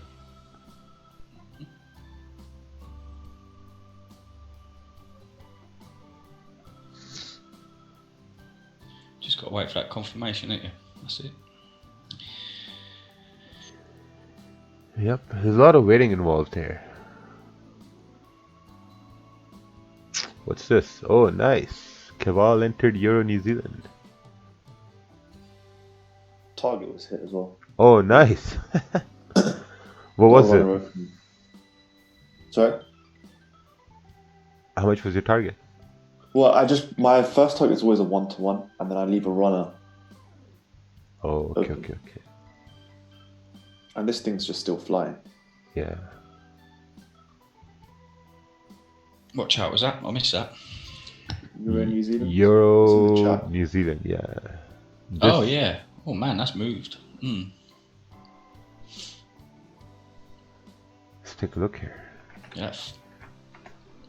Oh, wow, it has moved. That's mirrored on 4 hour real nice as well. Shit, this is moved. Nice, man. Good job, Keval. Look at the 4 hours to the left. There's a nice move there. Nice mirror candle. So this was based off your higher time frame analysis here. Yeah, and so when the 1 hour closed, my assumption was if it breaks that 1 hour, it's just going to fill that to the left. And so my ultimate target is that red line that I have. But my first target is always a 1-to-1. So you entered when it broke the high of the 30-minute candle. Oh, nice. Yeah, good job. Which was also the high of the previous 1 hour as well. Nice.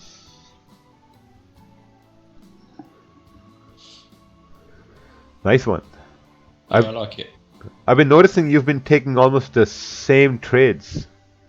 Yeah, there's a lot of time, a lot of waiting around. But yeah, I do sim work probably 3 to 4 times a week. And breakout trades just seem to work the best. Yeah. I mean, you obviously get losers, of course. Yeah, I was reading this book like a year ago about this guy who manages traders, and he has this one guy.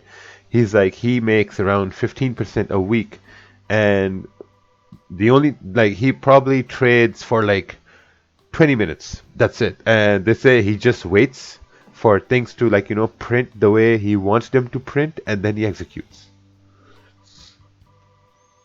I guess if you've seen the same stuff again and again and again, that you get to that level, you can do that easy. Yeah, literally. It's experience. I think once you do enough practice, you just see the same things happening over and over again. Yeah, I think so.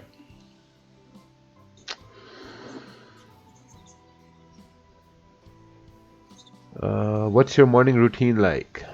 Well, I wake up, I eat some yogurt, I take a pee pee,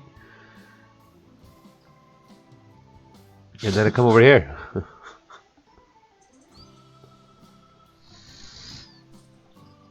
Oh shit! I closed you in New Zealand at 30 pips. Oh, nice. That's good work, man. That's a nice move. 3-1, or 1-3 is to 3-1, man. That's bad. Oh, nice. That's a very nice move. Yeah, I was looking at your JPY, and I'm like, oh, then your JPY also would have moved as well, but nothing. It did nothing. I found that they don't usually move together. Yeah. I trade both, and they rarely move the same way. Yeah, EJ's in a 4-hour mess right now. Yeah, I would have expected it to move since the yen and New Zealand is closed at this time. I mean, it did have a little move earlier today, but then it got down to a level we were talking about this morning, and that kind of ended it. Yeah. Yeah, exactly. I remember it was someone did say take some trades. Actually, it worked out pretty well. Yeah, quite a few people do in London took it, I think. What's this? GJ buys. Oh. Okay, makes sense. It's like a double plan. Yeah, it's a double plan. Nice. That was a 9-minute trade. 9 minutes, that's good work, dude. The dream. Hey, Kaval, you have Instagram? Someone's asking here. Do I have Instagram? Yeah. Yeah. I do, but I don't. Do you post trades on Instagram? No. Yeah, no. I'm thinking of starting a little channel on there, just for my own journaling purposes. Yeah, that's always a good idea. I keep a journal anyway, but yeah. I can become one of those social media gurus. That's what we all aspire to be. Another one. That's what we're here for, man. All you need is to lease a supercar and you're good to go. Yeah. Got some contacts, man. Let me know. How much is a lease for a Lamborghini anyway? Lots, man. I think it's like 1,500 a month. Yeah. Oh, that's not bad. That's pounds, so that's like what, 5,000 Canadian dollars? No, man, not 5,000. Nah, it's like 2 and a bit. But it is a lot of money if you're just doing it for the gram. Yeah, well, if you sell courses and all that, you can make it back. Well, look at it this way, right? Like when you lease a supercar, that's considered as a marketing expense. Exactly. That's all what it is. It's a marketing expense. Yeah, you can deal with tax on that one. Well, yeah, because all that is a write-off. Like it's a lease. Yeah, for sure. That's a write-off. Mileage on that is a write-off because it's a marketing expense.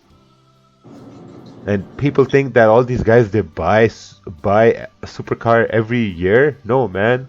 They're leasing a new one every year. Yep.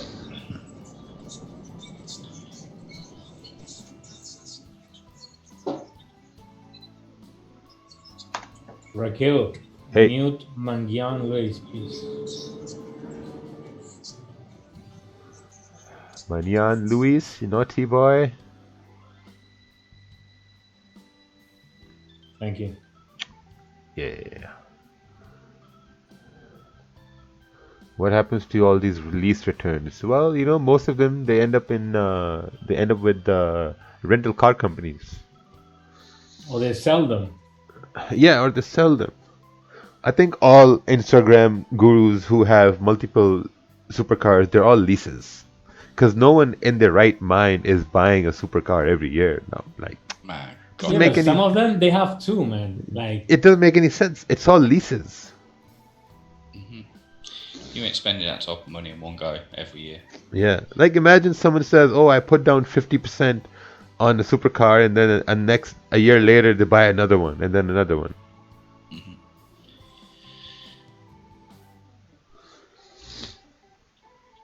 So when are you getting yours, Rakeel? Oh, he's got 3. I got 2 cars. I paid cash and I own them. Oh, that's man. Sell stop. Oh, is this gold? Oh, nice. Someone's on sells on gold. Nice. Got it wrong, by the way. I just checked. It's 4K a month. Shit, that's too much. Yeah, that's what I thought. Because you know the supercar of Depends on the London. kilometers. This guy, he was like explaining how much he paid and everything, and I thought it was like 4,000, 5,000 pounds. Yeah, I won't be playing that game. Oh yeah, look at that. It's 1546. There you go. Here we go. Mirror that candle. And watch for a rejection, and then nice work. But it depends on the kilometers and the time you're gonna lose it. That depends on the Yeah, price. and also depends on the car. Yep. The price and everything. I sell cars, so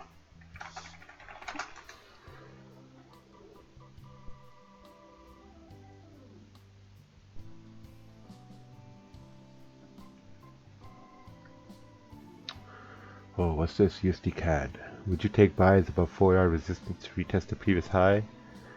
This high right here, yeah, that would make sense. So now you'd need to see a break on the 1-hour time frame, 1 hour or the 30-minute, or you could also look to see if they're trying to create some sort of a support. And with the volume coming in with the NYC Open, and you know, during this time, you could anticipate it breaking resistance. So maybe you got to look at the small time frames here. Looks like it's setting up nicely.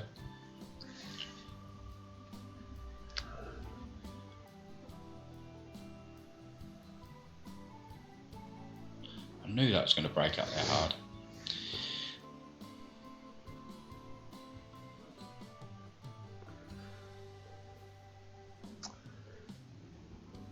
Yeah.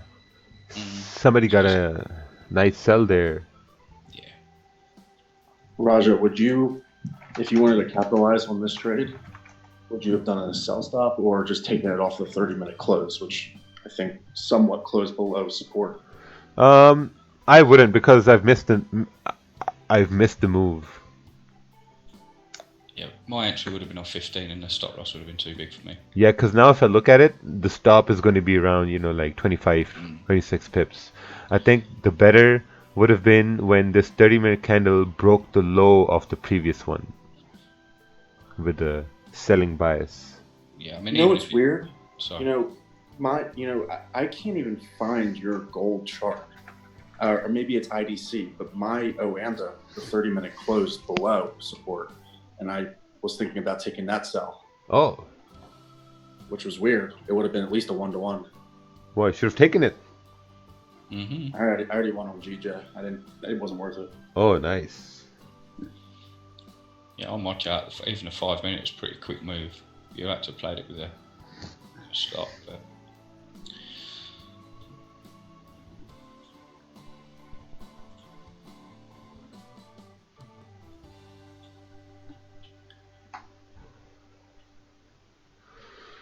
GG 30-minute. If this 30-minute doesn't break the low of the previous 30-minute, it is posing a support for move up. If price, yep, that's true. yeah, I like that. That is true, mate.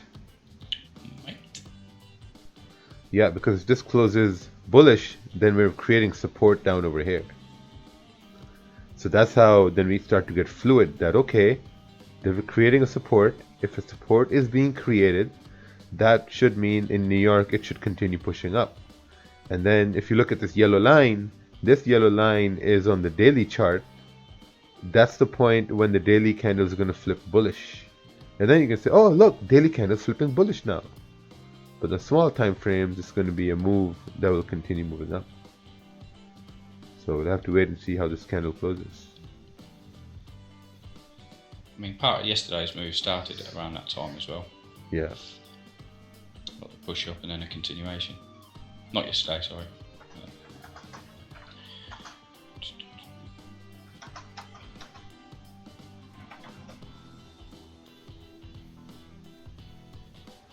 Ooh. Gold almost reached 1547. Tapped it.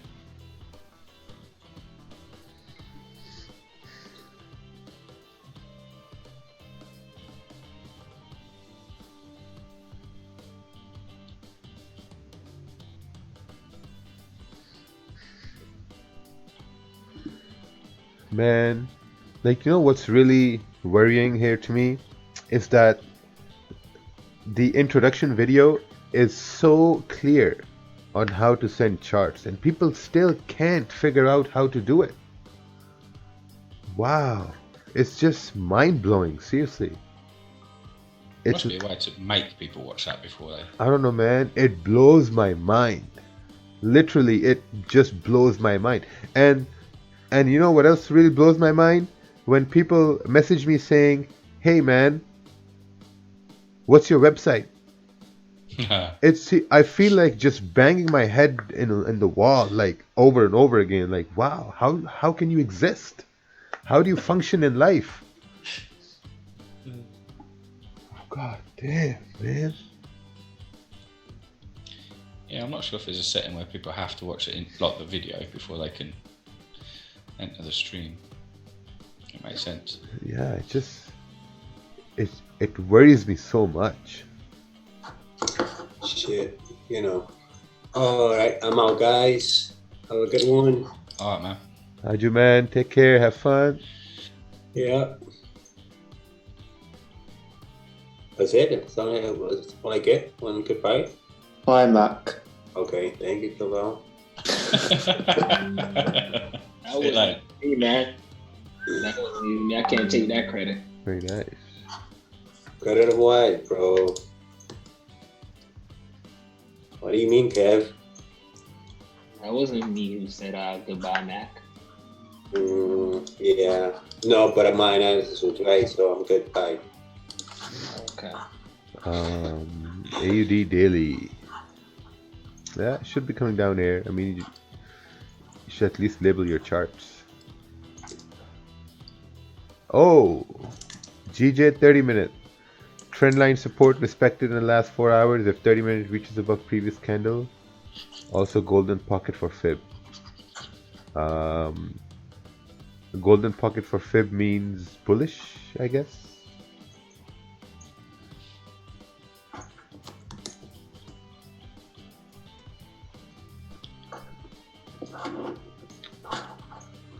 Yeah, that would make sense. I mean, if this... 30-minute creating support's nice. Yeah. Especially if it's closes bullish, that'd be pretty cool. Your trade today, I entered when the 30-minute candle closed bearish. That's what I entered sells. I closed down over here, and that was it.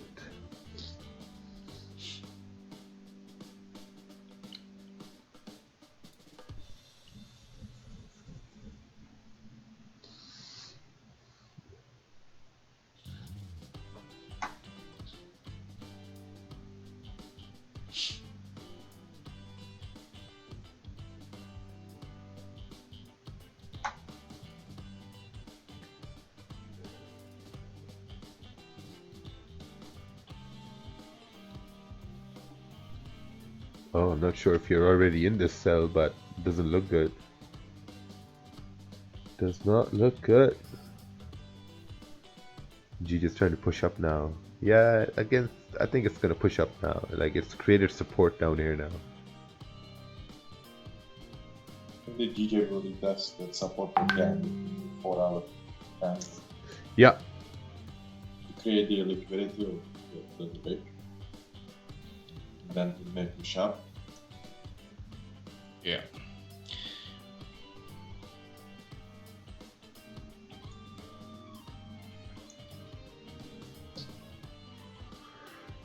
Oh, it was NY open. That's why. Yes. NY open, mate.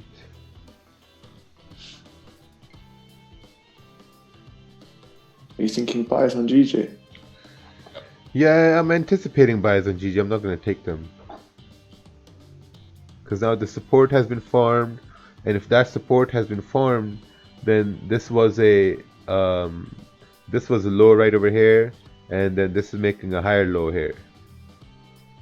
To retest this high and then eventually, with the NYC open, break it and continue moving, and daily will finish bullish. And I mean, currently on the 4-hour Mon, it's not exceeded the previous low, so I mean that's a nice. It's not complete yet, obviously, but yeah. So if it's gonna go, yeah. So I was just gonna say I don't see it going down that far again. Now we're starting to see some bullish momentum. Yeah. So next 30 minutes should kind of look like this.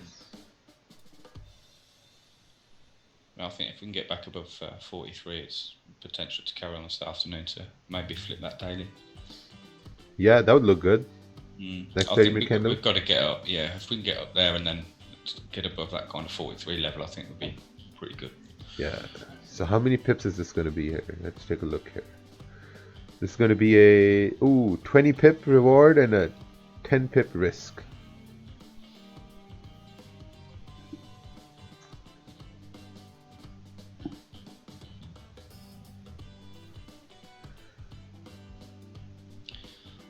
Just on the hourly, I'll have to get up a bit higher, I think. Maybe to break that previous 2 candles.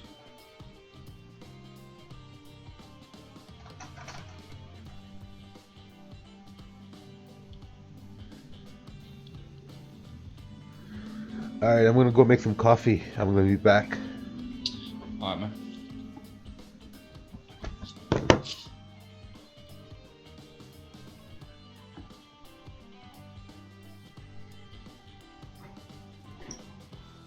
Chris, you're in charge now. No, mate. I've done my work for today. That's why I'm chilling back on this chair right now. I nearly fell asleep, man. The Euro NZD candle was 60 pips. It went up so much. Where did you get up? You said 30 or 40 or something? That's gone. I closed my runner at 30. I got just over a 3-1. Jesus. Yeah, that's a proper move. That's actually reached that other high on a 4-hour. That's really cool. The thing is, I think it could have been a news related, because also the pound NZD shot up as well. Well, there was some, but that was earlier. Euro news was at 10, but that can't have been it.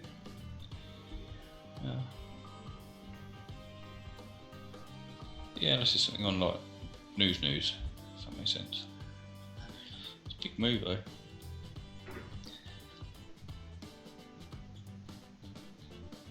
Are you in GJ buys? Yeah, I've been in buys for a little while now. I was pretty lucky, to be fair, because I entered on. Hang on, I'll send a chat. Where's GJ?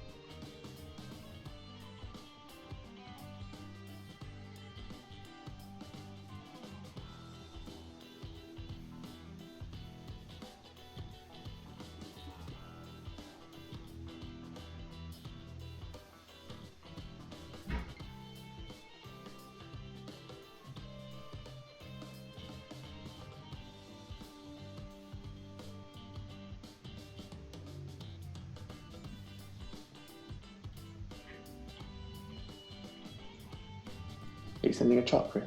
Yeah, I'm just putting arrows on it so you can see where because it's not marked up like that, if that makes sense. So I've done it all on my laptop over here. That's a problem. Yeah, your bias has been buys all day. Yeah, 100%. Well, they've been for a little while, to be honest. Especially since longer than months, really. But basically, Look at Nick's message in the group, in the chat, the Zoom chat. Trust me, I'm so tired, man. I am proper tired. It's because you all didn't help me this morning. Well, Kval helped me. Nick I was gonna say, I was good, man. Pretty active today. Nick just vanished. He's like, you know what? No, I'm not doing it. He stopped helping me in the. I had some actual work to do. Oh, did you? Oh, okay, fair enough. Kval had obviously stepped in, so I thought I'd leave you two to it. Yeah, Kval stepped up good. Right, let me just type some stuff.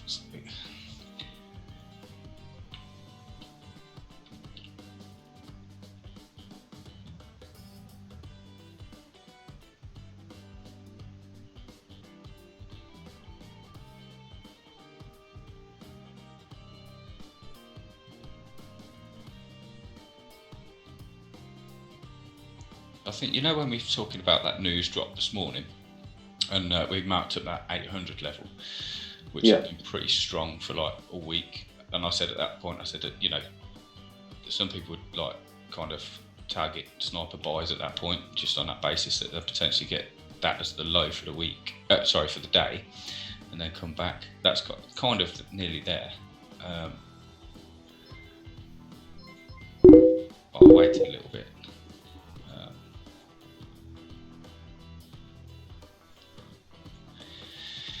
US Open haven't done shit, man. What'd you say? US Open, I think things were gonna move, but Gold's turned around. Gold? I think gold turned around, no? One more. Oh, I'm watching 5. No, I'm on 5 minutes, sorry. Oh no, it has. It has. Well, it dropped. Yeah. Right. So.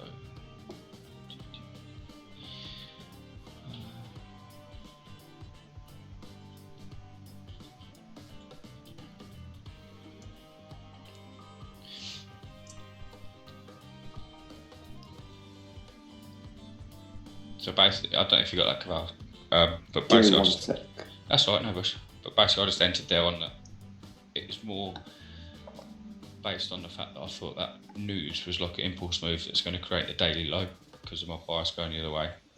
So I entered a very small position there, just on using the kind of news low as like my stop loss, and then I'm going to try to add positions throughout the day. But I didn't add anything yet. So now, once I saw a rejection of 43, I kind of was not too convinced. It kind of concerned me a little bit. But if we get back above it, I'm going to add some more positions. Okay, got it open. Sorry, what was that? I missed all of that.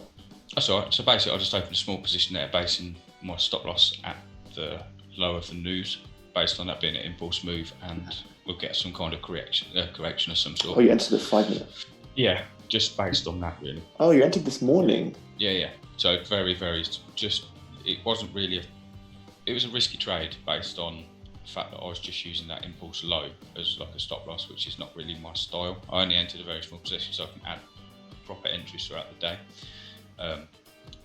Just trying. And also, I'm guessing where you entered, you were assuming that was a structure break as well. Yeah, basically. But obviously, on a 5 minute, it's not. It's not. Yeah, really of course. Strong, if that makes sense. So I mean, it was good to get it to where it did. But I wanted to see what happened once the correction had kind of, if we got a correction, what happened at the end. And obviously at 43, it kind of turned. I thought once we broke past it, I thought we're on, if that makes sense. So, but it kind of. What are you targeting then? Let me see. It was on my daily level. So basically, I would be looking to get to about 43.4, somewhere like that. 43.4, and then obviously 4. Yeah, and if we get past that, yeah, I've got a that's zone the marked level. there. So yeah, above there, that's a good level. Yeah. You should reach 44 pretty simply, because if you're looking on 4 hour chart, I'll see anything above kind of 43, 350, 400-ish, you should pretty much have a straight, clean move to 44. If Yeah, you're my looking at 4 zone's marked at 500 just once it clears all those wicks on a 4 hour. Yeah, makes sense. That's Then kind I of. think we've got some clean traffic up. Let me just send you another thingy. Kind of that type of thing. Hello. What up? Hello.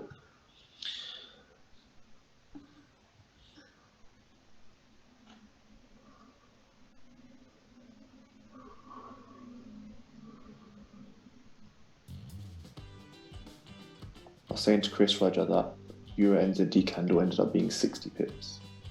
Yes. Really? Massive move. It's still going. Huge. Yeah, awesome.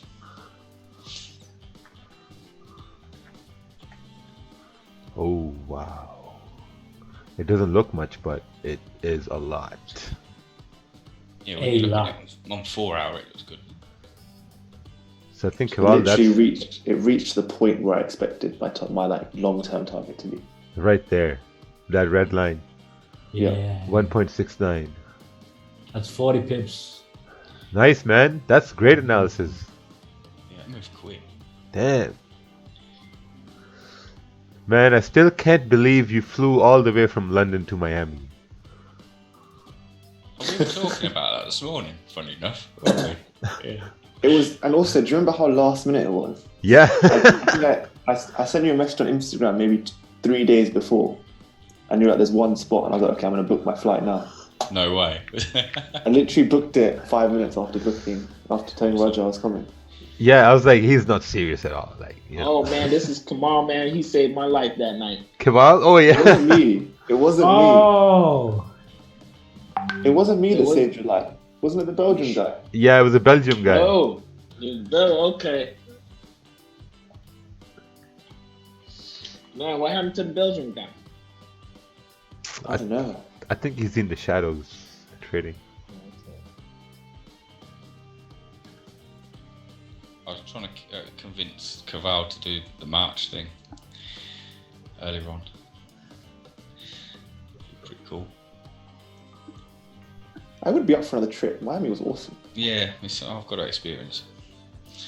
Yeah, it was a good time. Okay, also, just to clarify, it's probably a bit easier. So my name's actually Keval. Keval? Keval? Yeah. Yeah. Oh, yeah, because it's an E, not an A. Keval. Keval. Keval. Keval. Keval, yeah. Keval for the white people or for the Indians? For the Indians, it's Keval. Keval. Oh. No, Indians is Keval. Keval. Keval. अरे केवल Hey, Keval, इधर आओ. इधर है. You're Asian, Keval. Keval, are you Asian? Yeah, my grandparents are from India. Oh, okay. See what happens when you come on the mic here? You start to get interviewed. We're going to know everything about you. Somewhere to grow up.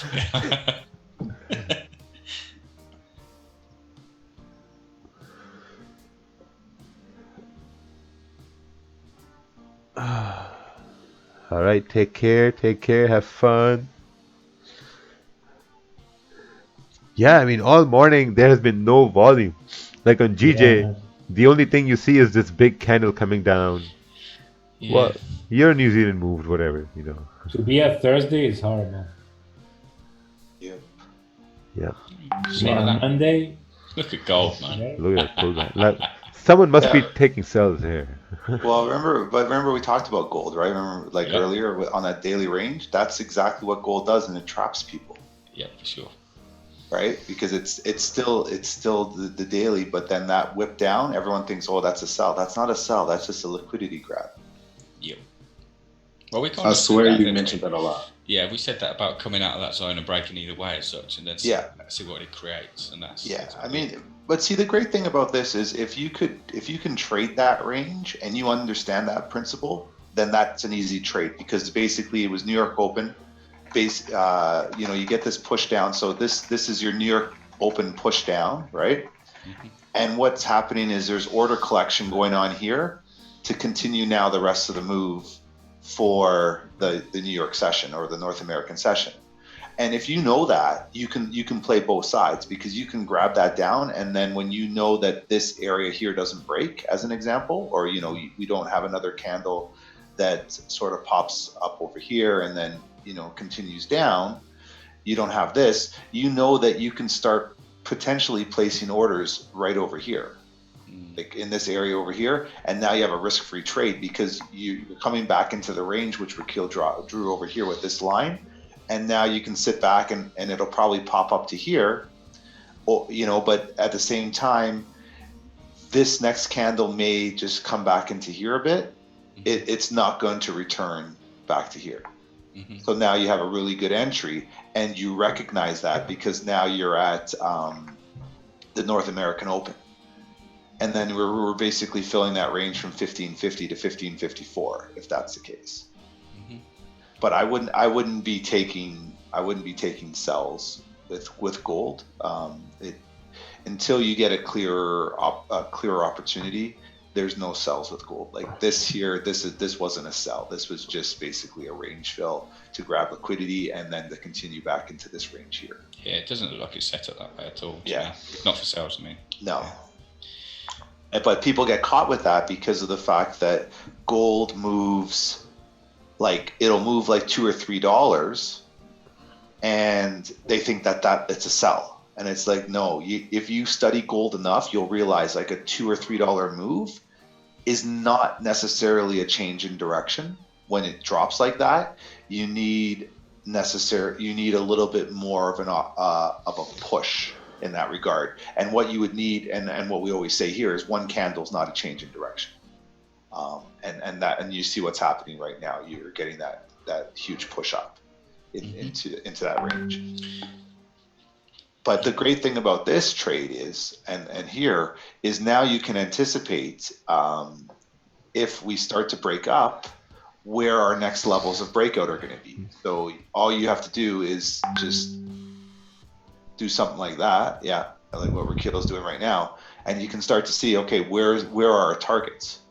And it's a great thing with gold, because gold moves so well, especially when it's grabbed all these orders from down here. And this is something that you have to look out for when people ask, well, what's the difference between a liquidity grab and rejection? Well, you can see exactly what's happened. We have continuation of trend.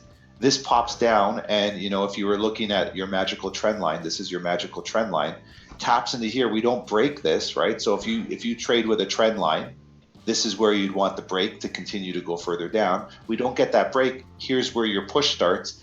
And you can look over here at any given point and say, hey, this is a liquidity area because of all these rejections. And I can take entries at any point over here.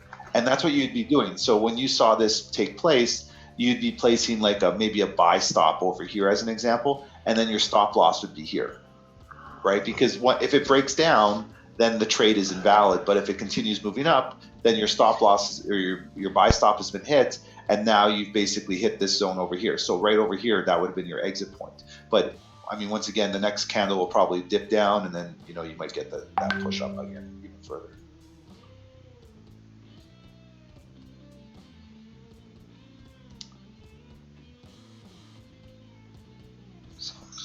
I wonder how much people took the trade after it was starting. Well, yeah, I mean, it just makes sense, because now what you did is you took a trade, you're at the bottom of this range into here, so you know that this is your range, this area here. So as long as you're in over here, I mean, your stop loss can be effectively right here, below this current wick, and then you should be able to grab, I guess this range here is what, 40 pips? So, I mean, if you turn around and you say, your stop loss is 4 pips here, and then your take profit is maybe 10 or 15 pips, you still have a positive risk to reward, right? Even at 4 pip stop loss, 4 pip take profit, I mean, you still worked out well. So technically speaking, all you need is 8 pips out of this move. So out of 40, right? So when you do the math with that, that's like 1/5 of the move, right? And then that's actually pretty good for yourself. Yep. Yeah, because you don't have to target the top of the range to make it a decent risk. Yeah. The bottom of this here, this isn't a stop hunt. This is just a pullback because once again, we know that this is the 8 a.m. candle, so we expect this kind of movement, right? You have to be prepared for that. That's just part of, you know, in terms of what you're doing, in terms of understanding the market conditions and the timing of the market. Yeah, cycle. Does the breadth of your area above your stop loss is the size of your spread? I don't understand what that is. I don't understand that question. Who are you?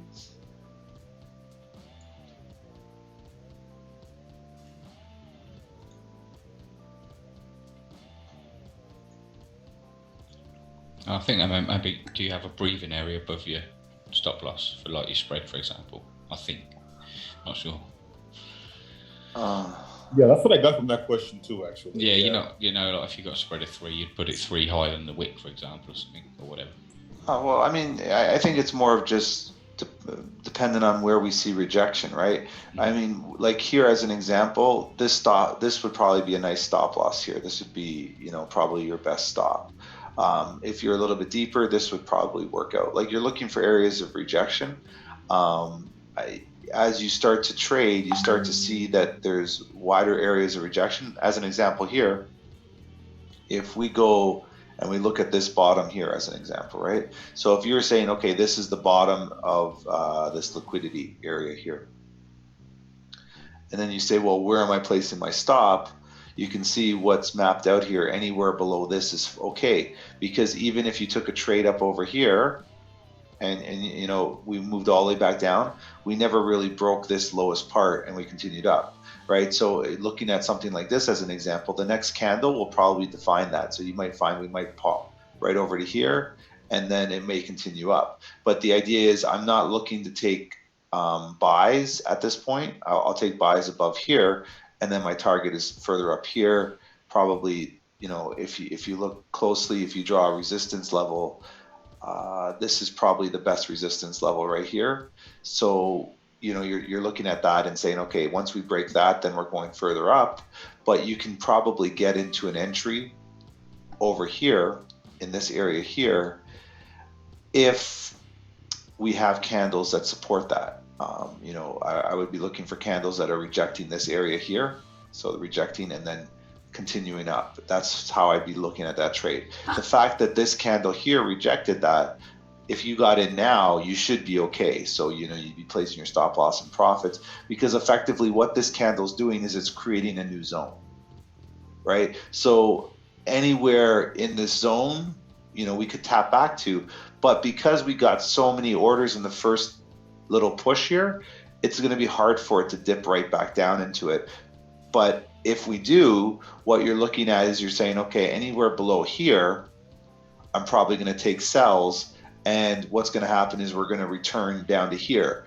Now, the question is, when you plan your trade out, you have to understand and you have to say to yourself, okay, at this point, what is going to be the rationale for gold to drop? There has to be some sort of catalyst with the US dollar for us to get that drop. So what I'd be doing is I'd be watching sort of news events or any sort of bulletins to say, hey, there's been positive influence into gold. And then I would say, okay, that's where I'd be looking for that drop.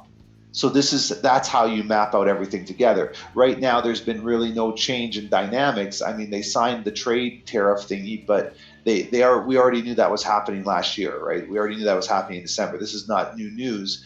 What their focus is on now, and the reason why gold is over here, is they're focusing on part 2 of the deal, and they're also focusing on what the tensions with Iran. I mean, obviously, Iran blew a plane out of the sky. You know, they stopped. They didn't really go much further than that. But it's like now, you know, there's starting to be some world tension on, you know, what are they going to do with Iran? So there could be retaliation, or there could be something that happens, and that will push gold up a bit more. So this is what you're doing as a trader, is you're saying to yourself, okay, I don't really, if I haven't taken a trade or I'm not in a buy position yet, I sort of have to wait for this to break above here. Or if I want to sell position, I probably have to wait for this to break here, because now this candle on the hourly has created this range where we can bounce up and down anywhere in that level. But I'm not comfortable trying to play with that, because if I turn around and take a trade right now on this candle, your question becomes, where's my stop loss? Well, my stop loss has to be basically at the lowest part of this range, which is down here, and that's way too wide for especially for a resistance level up over here. So that's what you have to do every single time that you trade. You have to evaluate your trades in this idea to say, hey, what do I really think is happening? How do I effectively manage my trade? And does my stop loss make sense? Sometimes your stop loss doesn't make sense and you just sort of sit back and just watch the trade take place. I mean, we watched gold rip right back up. So, you know, you missed the trade, not a big deal. You know, you wait for it to come to you and allow you to get the best opportunity at that point, not jump in just because you see a rejection candle that's now, and we're going bullish and it's like, oh, now it's time to buy. You don't do that to yourself, because what if this pulls all the way right back down again? You didn't get confirmation just with that one candle. You got to wait to see how the market develops with that. You're just putting ideas together now to say, hey, if this is the case, if we're going up, what am I anticipating? Where are we going to? That's the better way to trade. So now that you're watching this area here take place, as a trader, now what you're doing is you're anticipating, okay, what do I think is going to happen next? I think that we're going to start to do this potentially. And what you have now is you have the finish of this pattern here, right? So this is what ends up happening and finishes here. But how do I get to this part over here? I have to now plan that out accordingly and say, okay, looking left over here, where are some potential pitfalls that I have to be aware of? Where do I see clean candle movement, and how do I effectively take that at that point?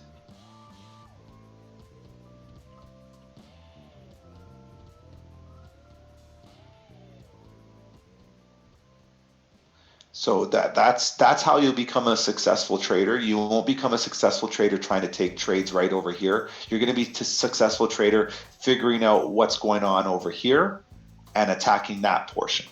Right? Or, you know, over here as an example. That's how you become a successful trader. You don't. Hey, Tex, can you hear me? Yeah. Couldn't you also like see this whole move? And I agree with everything you said, but couldn't you also see this whole move as a 30-minute fake out, and then kind of wait for, I guess, a retest of that support you have? Oh yeah, definitely. I mean, that's the idea. Like right now, this is what I'm saying is you're planning. I'm planning out multiple scenarios based on how this candle's moving, and then I have to look at the next set of candles, maybe the next half hour or the next 15 minute, to then take an opportunity to take a trade at that point, right? Because you're just looking here at you're doing detective work, right? So what do we know about this? We just grabbed a whole bunch of orders in that area there. What do we know over here? This was your range. It was pretty tight, right? We're tapping at the top of that range like we talked about like about 10 minutes ago. So now that we're over here, we know that this is a resistance level. We see to the left what's happened over here and what's happened over here. Now we have to anticipate what's going to happen over here. So that's what we're trying to do. This is trading. Trading is about building out your idea for the future, which is over here, based on the information which is over here. It's not looking at this candle here and saying, well, because this candle is a bull candle, the next candles are going to go up. No, it's okay. If we break this resistance, we know that there's probably going to be a pullback back down into this range. So I have to be aware of that. So what I'm looking for now is I'm saying to myself, where is a support going to be formed so that my stop loss isn't down here anymore, but my stop loss is up over here somewhere. So now I have a better risk to reward, and now I can plan to have that trade continue to move up to this level here, and I don't have, you know, like a 30 or 40 pip risk and then like a 60 pip reward. I have maybe a 10 or 20 pip risk and I have a 60 pip reward at that point.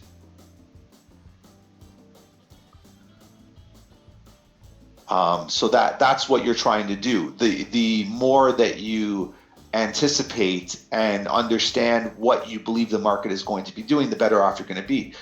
If I was not on a conference call, I would have already taken a gold trade down over here. Just for the simple fact that 8 a.m. came down, pulled all the way back. And as soon as we broke back up into this area here, that's a simple trade, because you know that we're going to have this area here has to fill up probably this area here. You just have to use logic, use logical sense and say, hey, if we're collecting all these orders here or all these orders over here, like where are they going? Where do we have to go? They have to go up, right? It would be similar if we see a huge rejection candle here and then we start to drop down. You say to yourself, well, where are all these orders going? They have to go somewhere. They have to go that way. So this is what this is. This is a key, a nice telltale sign. And you say to yourself, well, why did that happen? Look to the left and you see that this was a zone here, right? You can sort of pull it across a bit and you can start to see that that was a zone, right? So what did we do? We tapped into that zone. So that's what you're doing. So as you start to map out your trade, you can see that what is happening is all part of the bigger picture, right? So when we look and we look left, you can see how many times as you've looked left where we've had rejection, we've had rejection, we've had rejection, we've had rejection, we had a rejection over here, and now that maps out your zone. So when you map out that zone, now you know that this was another part of that rejection, and now we're moving that direction. That's all. And then what you're saying is, hey, once we get over here, we may have an issue. So we think about it. We take a look at what the time is. We know we're coming close to the hour end. So this is where you would make a decision. You would say, hey, it's 8:55. The candle's moved a good like 60 pips. That's time to exit. Let the candle pull back into the range. Because now people are going to get stuck. They're going to have trades over here. This candle's going to rip down a bit. And now you're going to be like, oh man, Ted, what happened? And I'll say, well, new hour, right? New hour candle going to pull down, and then, you know, then it'll pull back up. Also, I think there was news at 1:30 too. Yeah, there was a bit. Yeah. And numbers were bad, which I'm assuming is also Yes. what was a bit of a catalyst for that to Yes, continue correct. rising. Yep.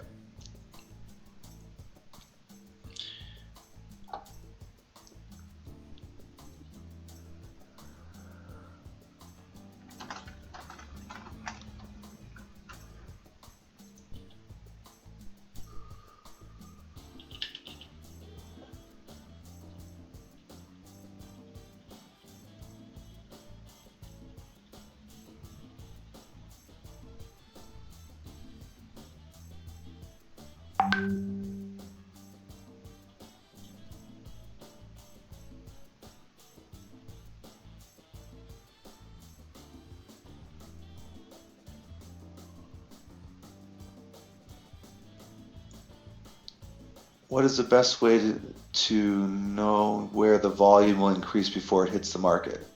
Well, it's not knowing when the volume is going to hit the market. It's understanding how the market, the story of the market.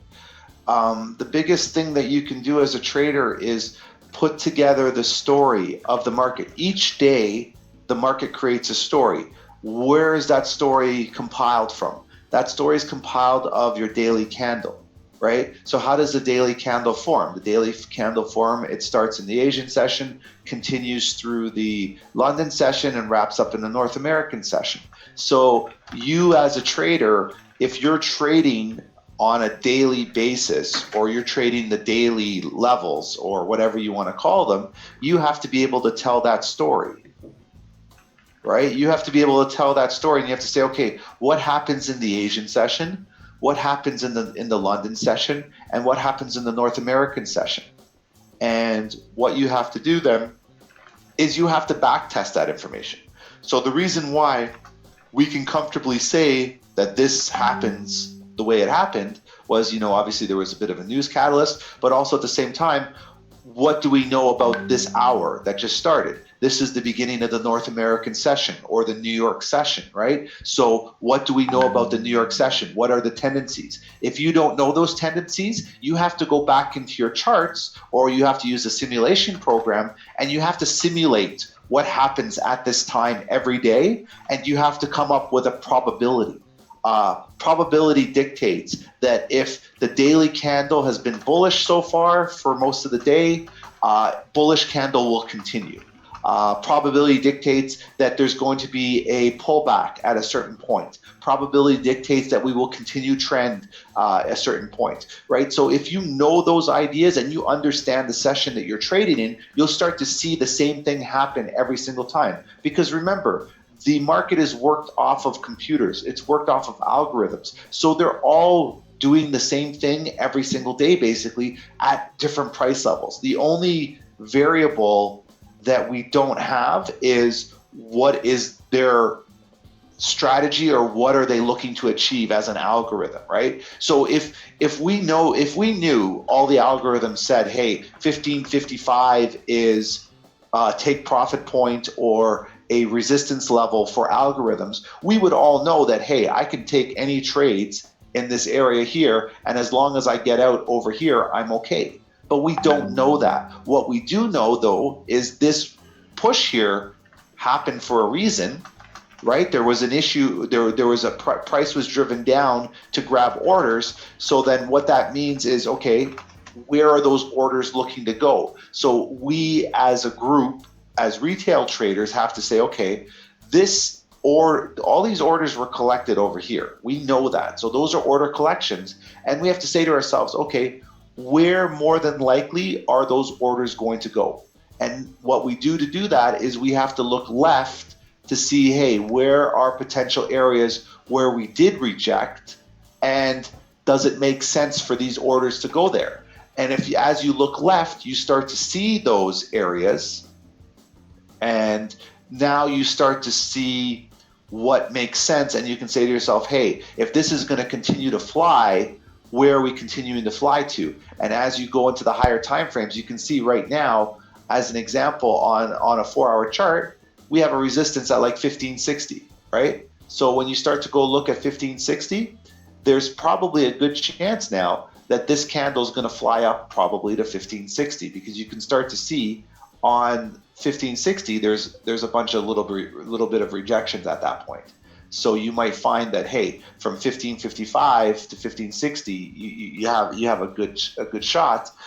And what are you doing? You're going to have to place your stop probably over here at like 1553, right? So your risk is going to be this point here, and your reward is going to be up to here at that point.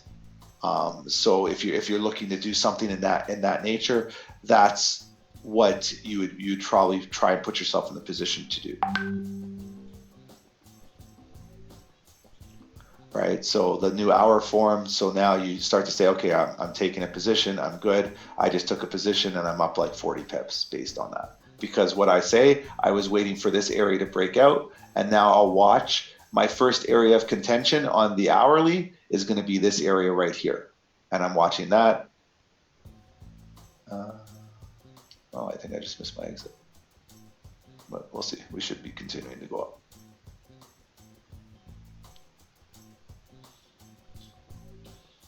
Yeah, nicely explained, man. Yeah, so now this hour candle should continue to pop, and as it continues to pop, now you can have it run, you can do whatever you want to do with it, but it should be okay. Did you say you were busy early when you? Yeah. Yeah. I was on a call, but now because we have this hour candle, we should probably spike up. Yeah, it moved nicely. I mean, that's getting to kind of the levels I was looking at earlier. So. Yeah. Nice.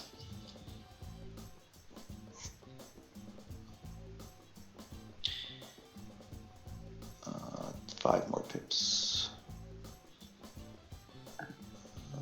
Oh man, I went to like 9 pips. Man, that was still a nice quick move up. There we go. Yeah, it's perfect. Perfect on that hour. That's good work. Yep. Yeah, should continue moving. Yeah, so there we go. So I just closed in profit. That's the most perfect explained trade and execution. That's awesome. Yeah. But it's knowing that, and it's knowing that, hey, like as soon as this pulled back, it's like, hey, I can grab that. But then the key is where's your level? Yeah, right? That's the important part. That's the point, because this is where people get stuck, because I said 1560, they're going to hold it, but 1560 may take a bit of time before it pops up to that point, right? Where here, because we're trading the hour candle, we're trading on the hour, you have to look left to see where there's points of contention, and you have to be able to be quick on the trigger figure on that. That's the problem, because people will be looking at the trade, but but exactly what I just said is they're not paying attention to what's going on over here. So now this trade hits the top part of that level. Obviously it's probably going to continue, but if you were looking for a quick 10 pips in like 10 seconds, that's where you got it, because of this point here. So that's part of your execution, and that's part of how you're supposed to trade in terms of what you're trying to accomplish, right? Like I'm not trying to swing and hit home runs. I have an idea of what's happening. Obviously, if it flew up to 1560 pretty quick, we knew that was probably a good level to close at. But we also know over here that was probably a perfect level. But now people that took trades over here, your stop loss can now be over here. You see what I'm saying? So now you're perfectly clear. So if you entered in over here, your stop loss is now, say a little bit below over here. This trade will probably continue to run for you. People that are trying to enter this trade here now have to evaluate the smaller time frames and say, hey, what makes the most sense for me to have this push through, right? You can visualize that really well on the 4 hour. That's right. That's right. That's exactly it. So, if you're looking at the 4 hour chart, your 4 hour stop loss is going to be down over here, and you're just going to allow this area just to range around, like it'll just do whatever it does, right? But if you're looking for quick hits, you're going to be in the smaller time frames here, and you're going to have to put that over to here. And you're going to also have to remember that as long as we don't break this area here, we're still going up. And even if we break down here, we're just breaking back down into this range that's here. That also doesn't necessarily mean that we're going to be dropping, right? Because we know gold has a tendency to rip up 10 to 20 pips in about 2 or 3 minutes, and then rip right back down again, and then the next 15-minute candle, it rips right back up.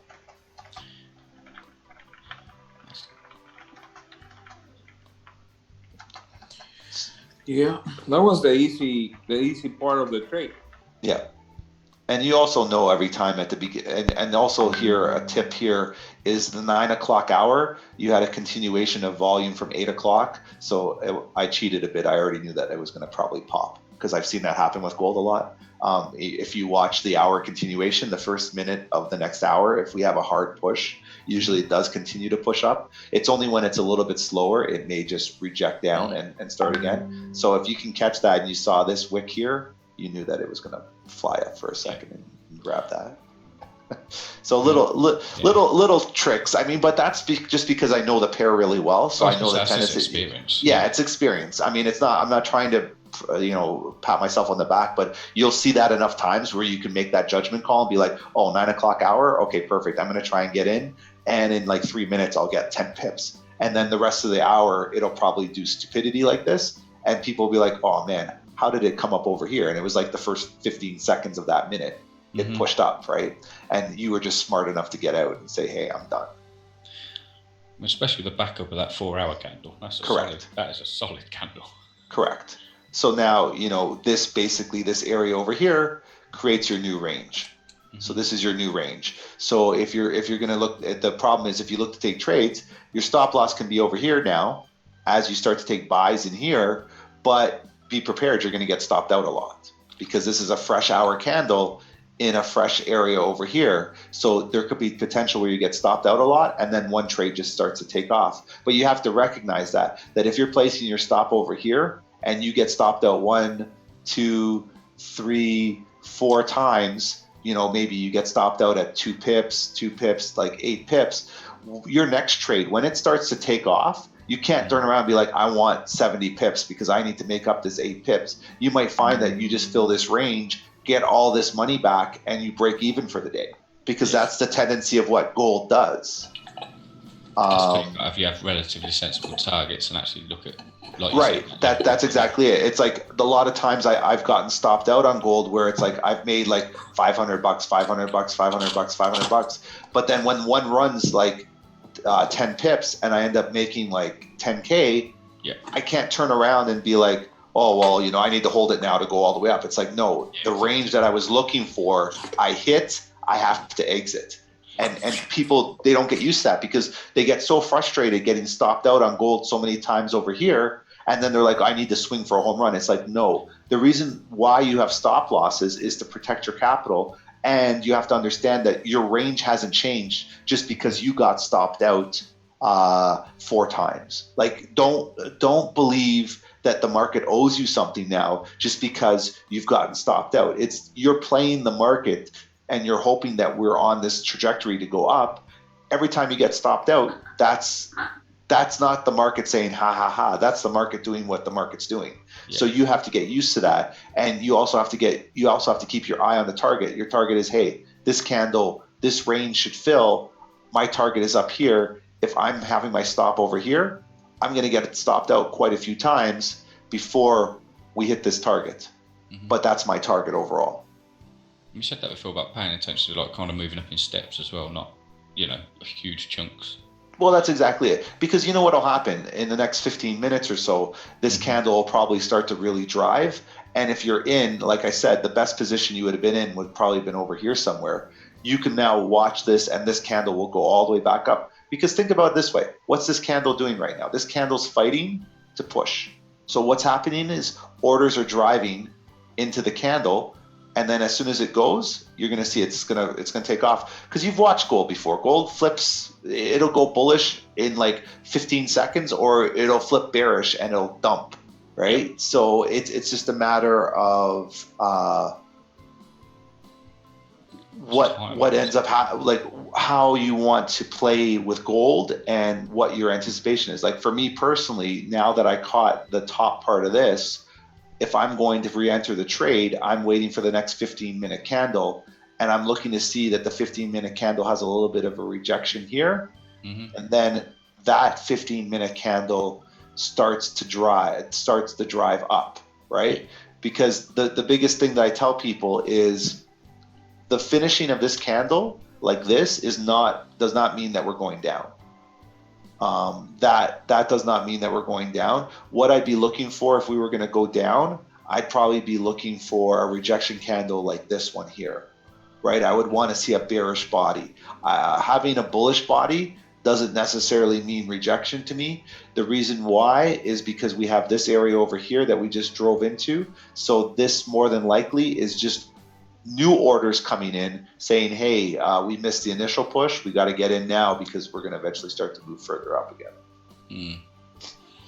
So, are you looking to kind of mimic them, like mirror the candles to the left as well, kind of, or not? No. I see where you said you were looking at the target of the kind of rejection, kind of wick, but the.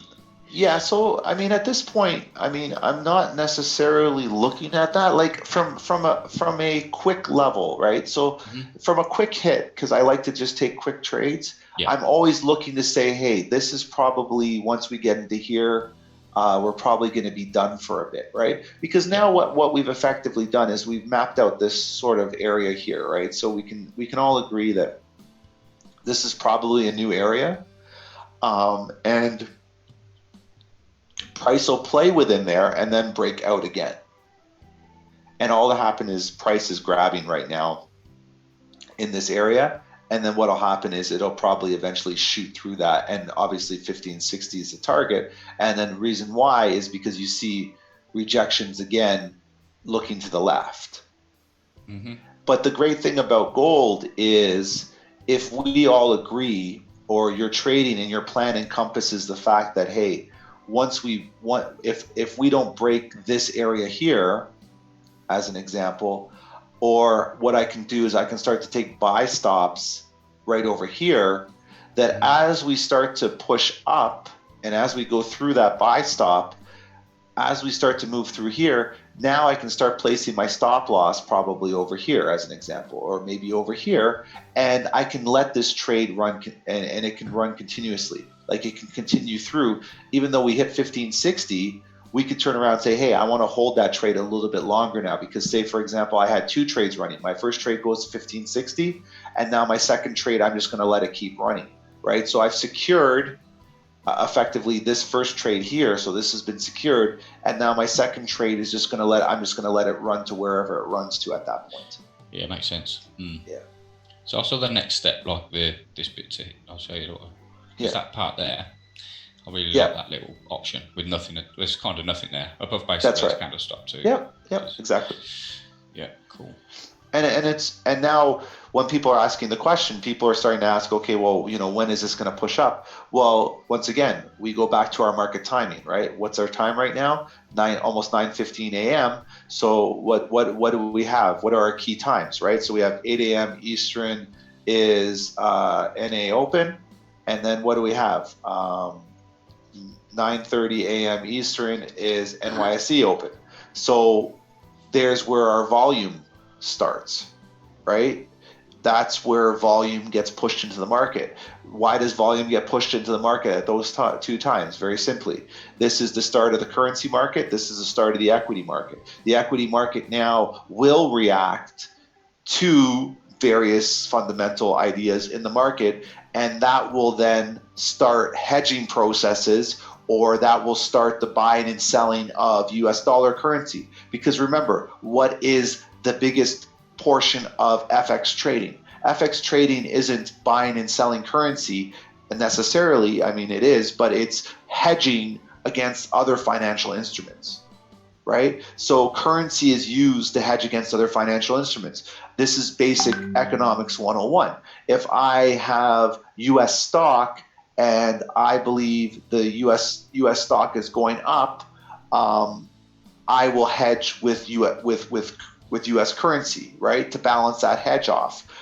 If I believe, as an example, equities are going down, I will hedge that equity position by buying a safe haven, which would be a yen currency, or USD yen, something of that nature. So this is what you're looking to do as a trader. You're looking to understand where are these volume pushes happening and why are they happening at that point, right?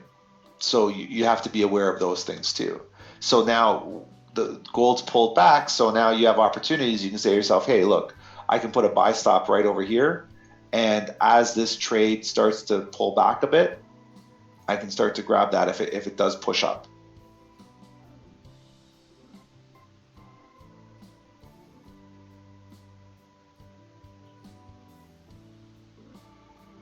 So let's put a buy stop in. I'm gonna have a buy stop at 1555.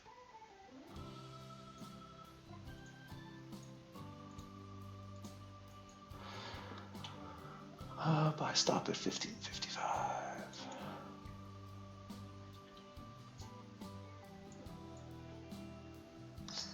So my buy stop is at 1555. My anticipation here is this 15-minute candle pulls back.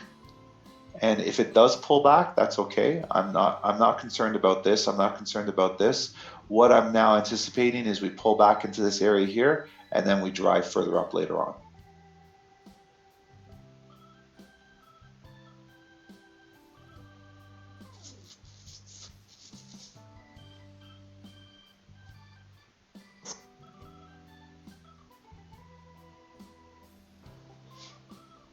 Why can't I put buy stops on MT4 on my iPhone? Because you're going to market execution and you're not hitting the drop down menu.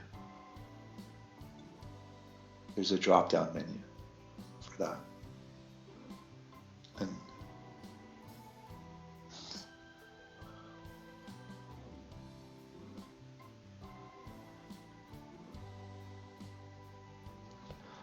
where do I place my stop loss, considering it's ranging down there? I won't place my stop loss yet because the order hasn't executed. I think a good stop would be like 1553. Yeah, I mean, that works. Yeah, I mean, as soon as this candle flips, similar to what we're talking about, as soon as this candle starts to flip, then that'll give us a good idea. But you're right. Initial thoughts are if this holds here, that's a great stop at that. Because you're going from 1555 to 1560, and then 1553 being your stop. So you're having a 50 pip gain with a 20 pip stop.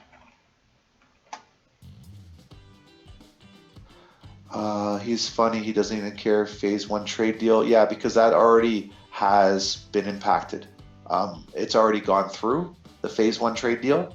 Signing the agreement is not going to change the market. We're now on phase 2. So Thea Thu, you're about 2 months too late. We're actually in the future right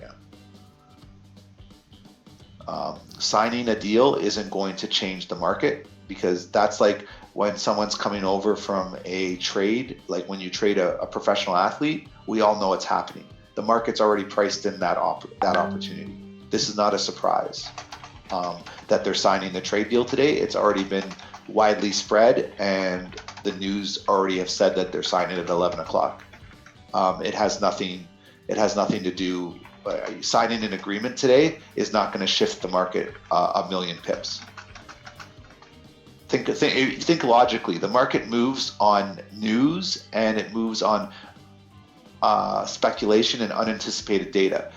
The market doesn't move on things that everybody knows about, because if that was the case, all we would do is just sell gold and everybody would make $1 billion today. Right? Like, think about it logically. If signing the trade deal today was going to push gold all the way down to 1400, everyone would just take sells right now and wait till 11 o'clock to close their position, because that's when they're signing the trade deal. That's what trading was. Right? That's not a good way to think about trading, to be honest.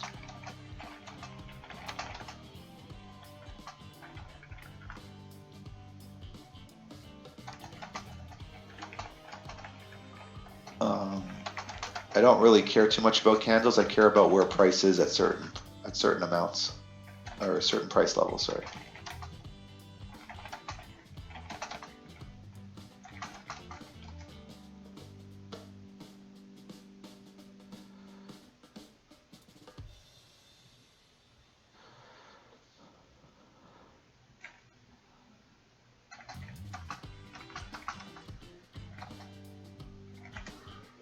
Ooh, GG is pushing up over here.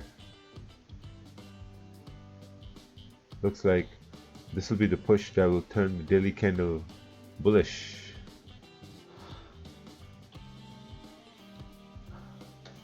How long have you traded for, Speaker? Speaker has traded for it. Speaker. Speaker has traded.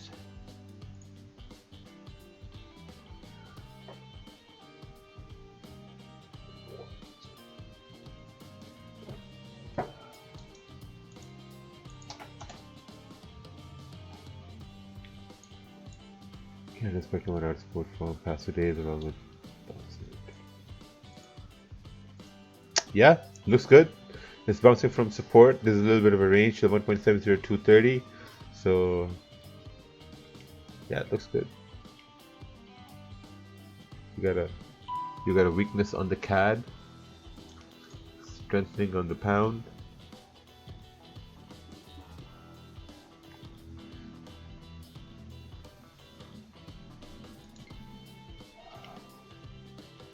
This weekly candle getting bullish out of its range.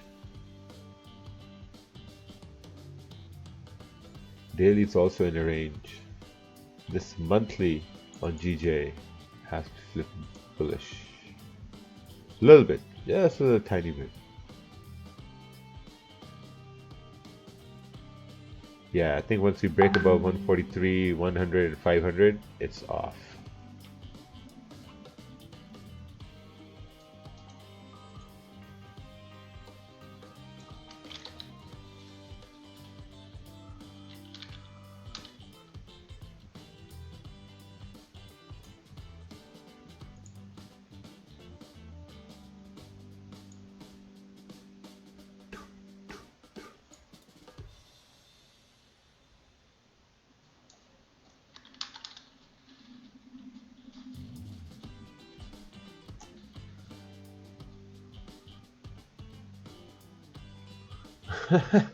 Never knew the market execution tab was a button.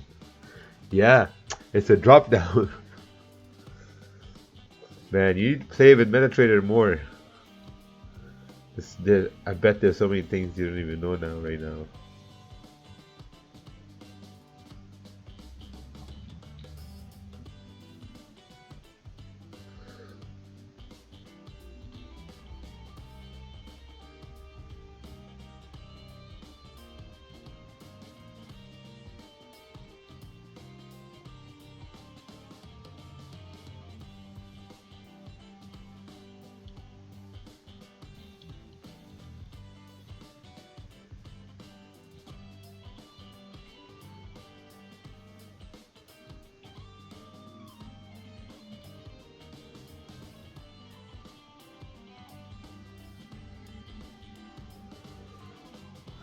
Thanks for doing all of this. Yeah, no problem.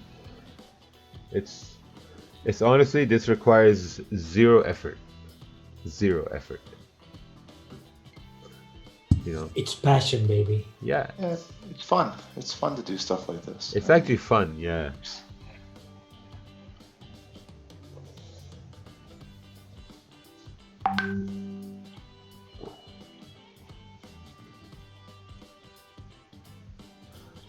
Why do you trade gold opposed to pound or euro? Well, we trade the pound, but I mean, it just depends on what market is structured better.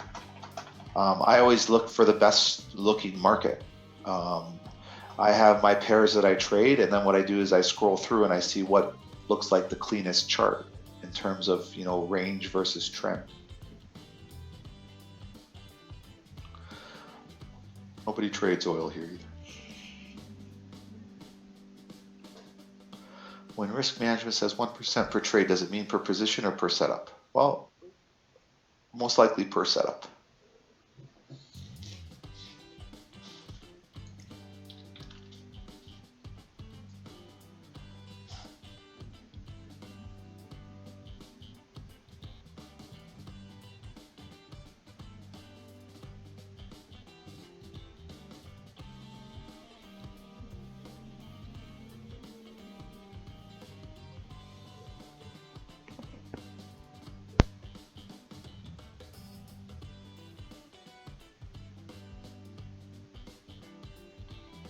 Oh, nice. Someone messaged me saying that they had the same cells as me and they've learned from the live streams. Perfect.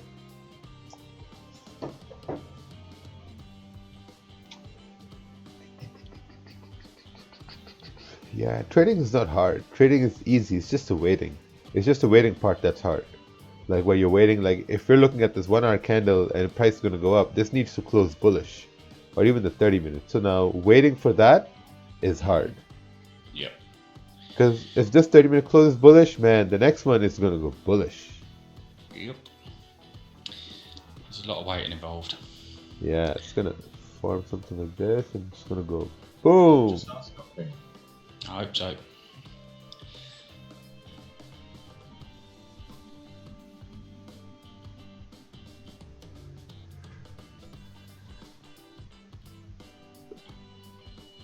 Is it more ideal to take 50% of profits before reaching TP, or should I be pushed to 35%? Well, that's totally up to you, man. That is totally up to you. It's like saying, so I'm going to ride my bike up a hill. How fast do you think I should pedal? It depends on a lot of things. Are you eating a donut while you're pedaling, or are you just pedaling with no donuts?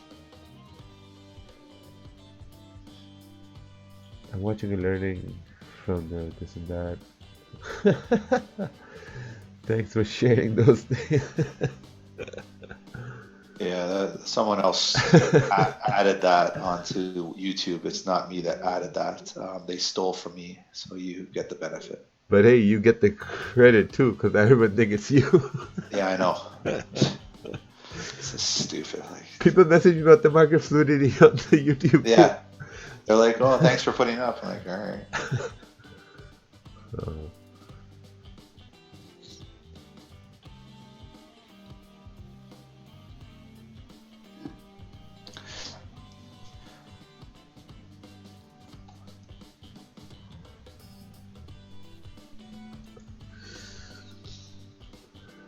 Yeah, so if you look at gold right now on the 15-minute, so we'll do a live play-by-play here. On the 15-minute, you can see it's starting to come back in that range, but it's creating almost like a little support. So this area here, as an example, we're not too concerned about that, or we're concerned about this. What we're anticipating is, providing that this support holds, our buy stop here at 15.55 is still valid. And the idea would be the next candle then just drives further up. But we have to wait to see how it moves. This is the issue with gold, is it's very violent and it could drop right back down into that range. And then what will happen is the next candle will just spike up and it'll fill back right up to here. But you don't want to take a market order, a buy here, because this could continue to drop, right? And that's the mistake that people get into, is now because this rejection happened here, they think, oh, now it's time to sell. It's not necessarily that. We had the initial impulse move up, and now we're correcting a bit just because we had that, and it may continue all the way further up here. So you have to keep that in mind. Don't try and chase both sides. Like if you've decided that, hey, I like a buy stop at 15.55 or right over here, just hold it. If this trade continues to drop here, if this continues to drop, then this isn't valid anymore. It's not a big deal. But the anticipation is, based on the higher time frames, we're looking for a continuation of a push up, and this is just a pullback due to where we are in market timing. So it's just something to keep in mind. Don't put yourself in a position where now you're chasing because, oh, well, Ted said it was going to be a buy. It's not a buy anymore. I'm taking a sell. It's like, no, what you're doing is you're letting the market come to you now, because what you're anticipating is you're saying, hey, these are levels that I don't expect us to break.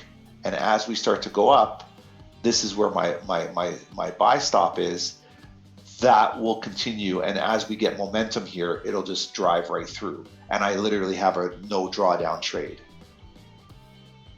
Okay,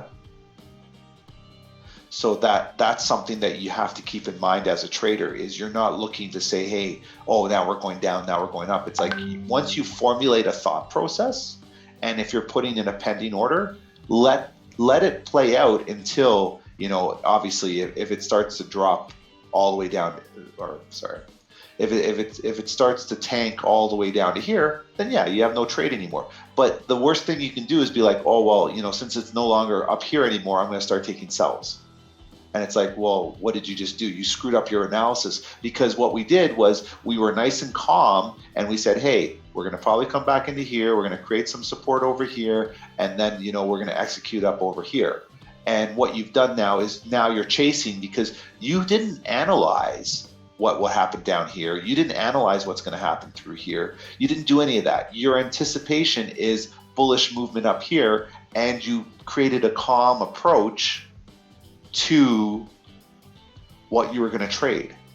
So you're fully aware of what's going to happen. By trying to go the opposite way now, you're just guessing, because you didn't do the analysis to be like, oh, well, we're going to reject up here and now we're going to go back down to here. Like, you didn't do that. If you did it, then yes, it makes sense. But for me, I'm not comfortable with that, because once again, we looked at the hour candles and the 4-hour candles, and we're moving on a little bit of a bullish momentum. So this is just potentially just a pullback. So what we're doing now is we're just sitting back, waiting for support to be created again, and we'll drive back up. But once again, you're not taking market orders, because you take market orders for buys, this candle could drop further down before it whips right back up and you're stuck. There are no trades to be entered. See, Cadio, once again, you're not listening. These were buy stops up at 15.55. So we just explained that you should not even be in a trade right now. You should be watching to see what's going to happen. This is the problem, and this is the reason why the majority of people lose trades, is because they're trying to call the movement before it happens. If gold's going up to 1560, you have so much time from 1555 to 1560 to take a trade. Why are you in at 1552 trying to struggle and draw down? It makes no sense. It makes no sense. let the market do what it does over here at 1552, 1553, 1554, and then when it pops up, you'll see it's going to drive right through that, and it'll go to 1560. You'll exit your trade, and you have no stress. If this drops down to 1548, the trade was invalid. That's all. It's just so easy.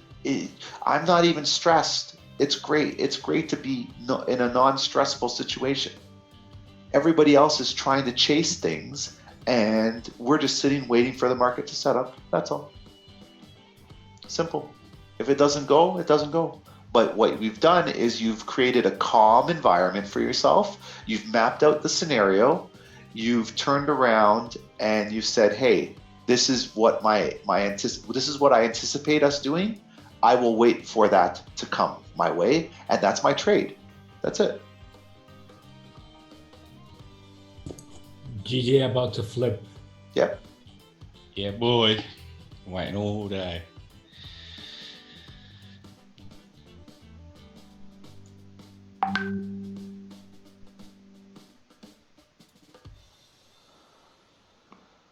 Yeah, looks good. Ooh, GJ.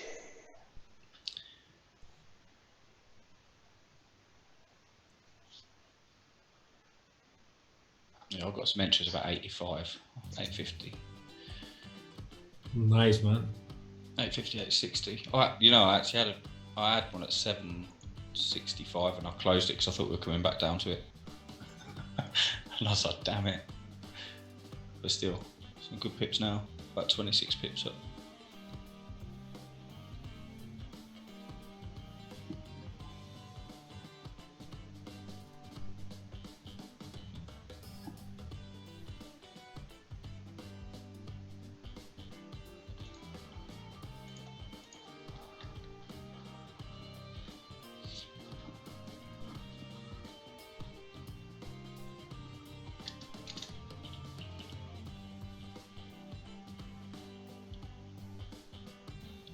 This is going to 35 at least.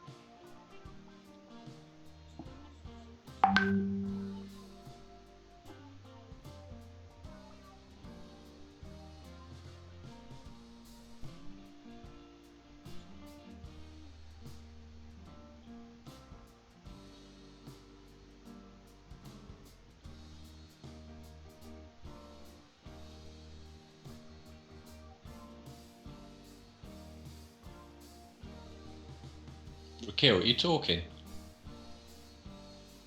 Yeah, so basically, if you think that, like, if the momentum is going to push it up or not, you need to look at the fact that, okay, once this 30-minute candle closes bullish, then your condition should be, okay, it needs to stay above 143 for it to continue moving up to 143, 400. I thought you were talking and you were on mute again. Yeah, I was talking. I could see you moving the screen and stuff. But man's explaining stuff to himself. Yeah. Yeah, I completely agree. Same type of thing. Yeah. Someone said I wanted to enter on the 30-minute on GJ, but something did not let me. Is it because I don't trust my analysis? Yeah, probably. Probably you don't trust your analysis.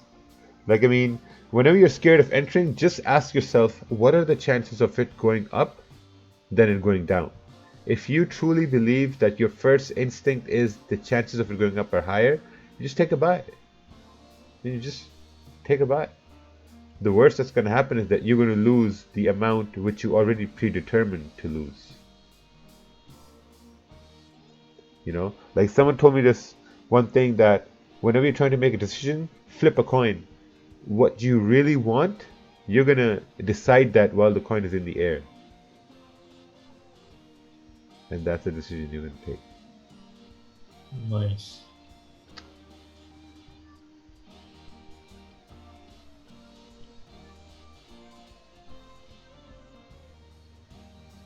When you have free time. What? What do you mean when you have free time?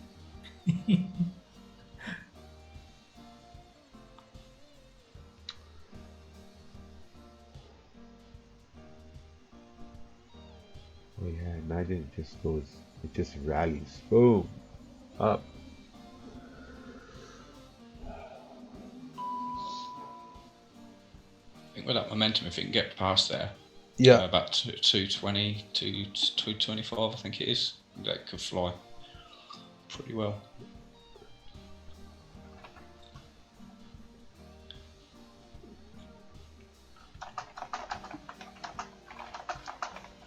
It's just like a little resistance zone at just above 200, which I was kind of looking at on the 1 hour.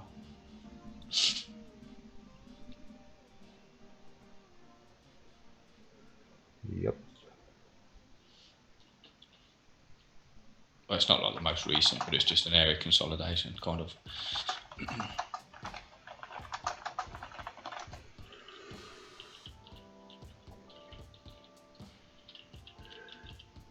Yeah, so I think I'm gonna head off here.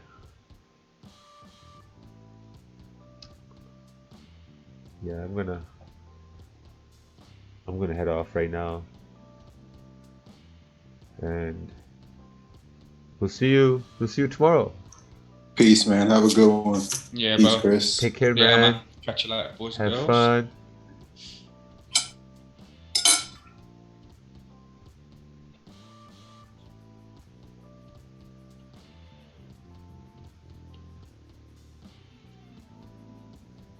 Time to play some COD.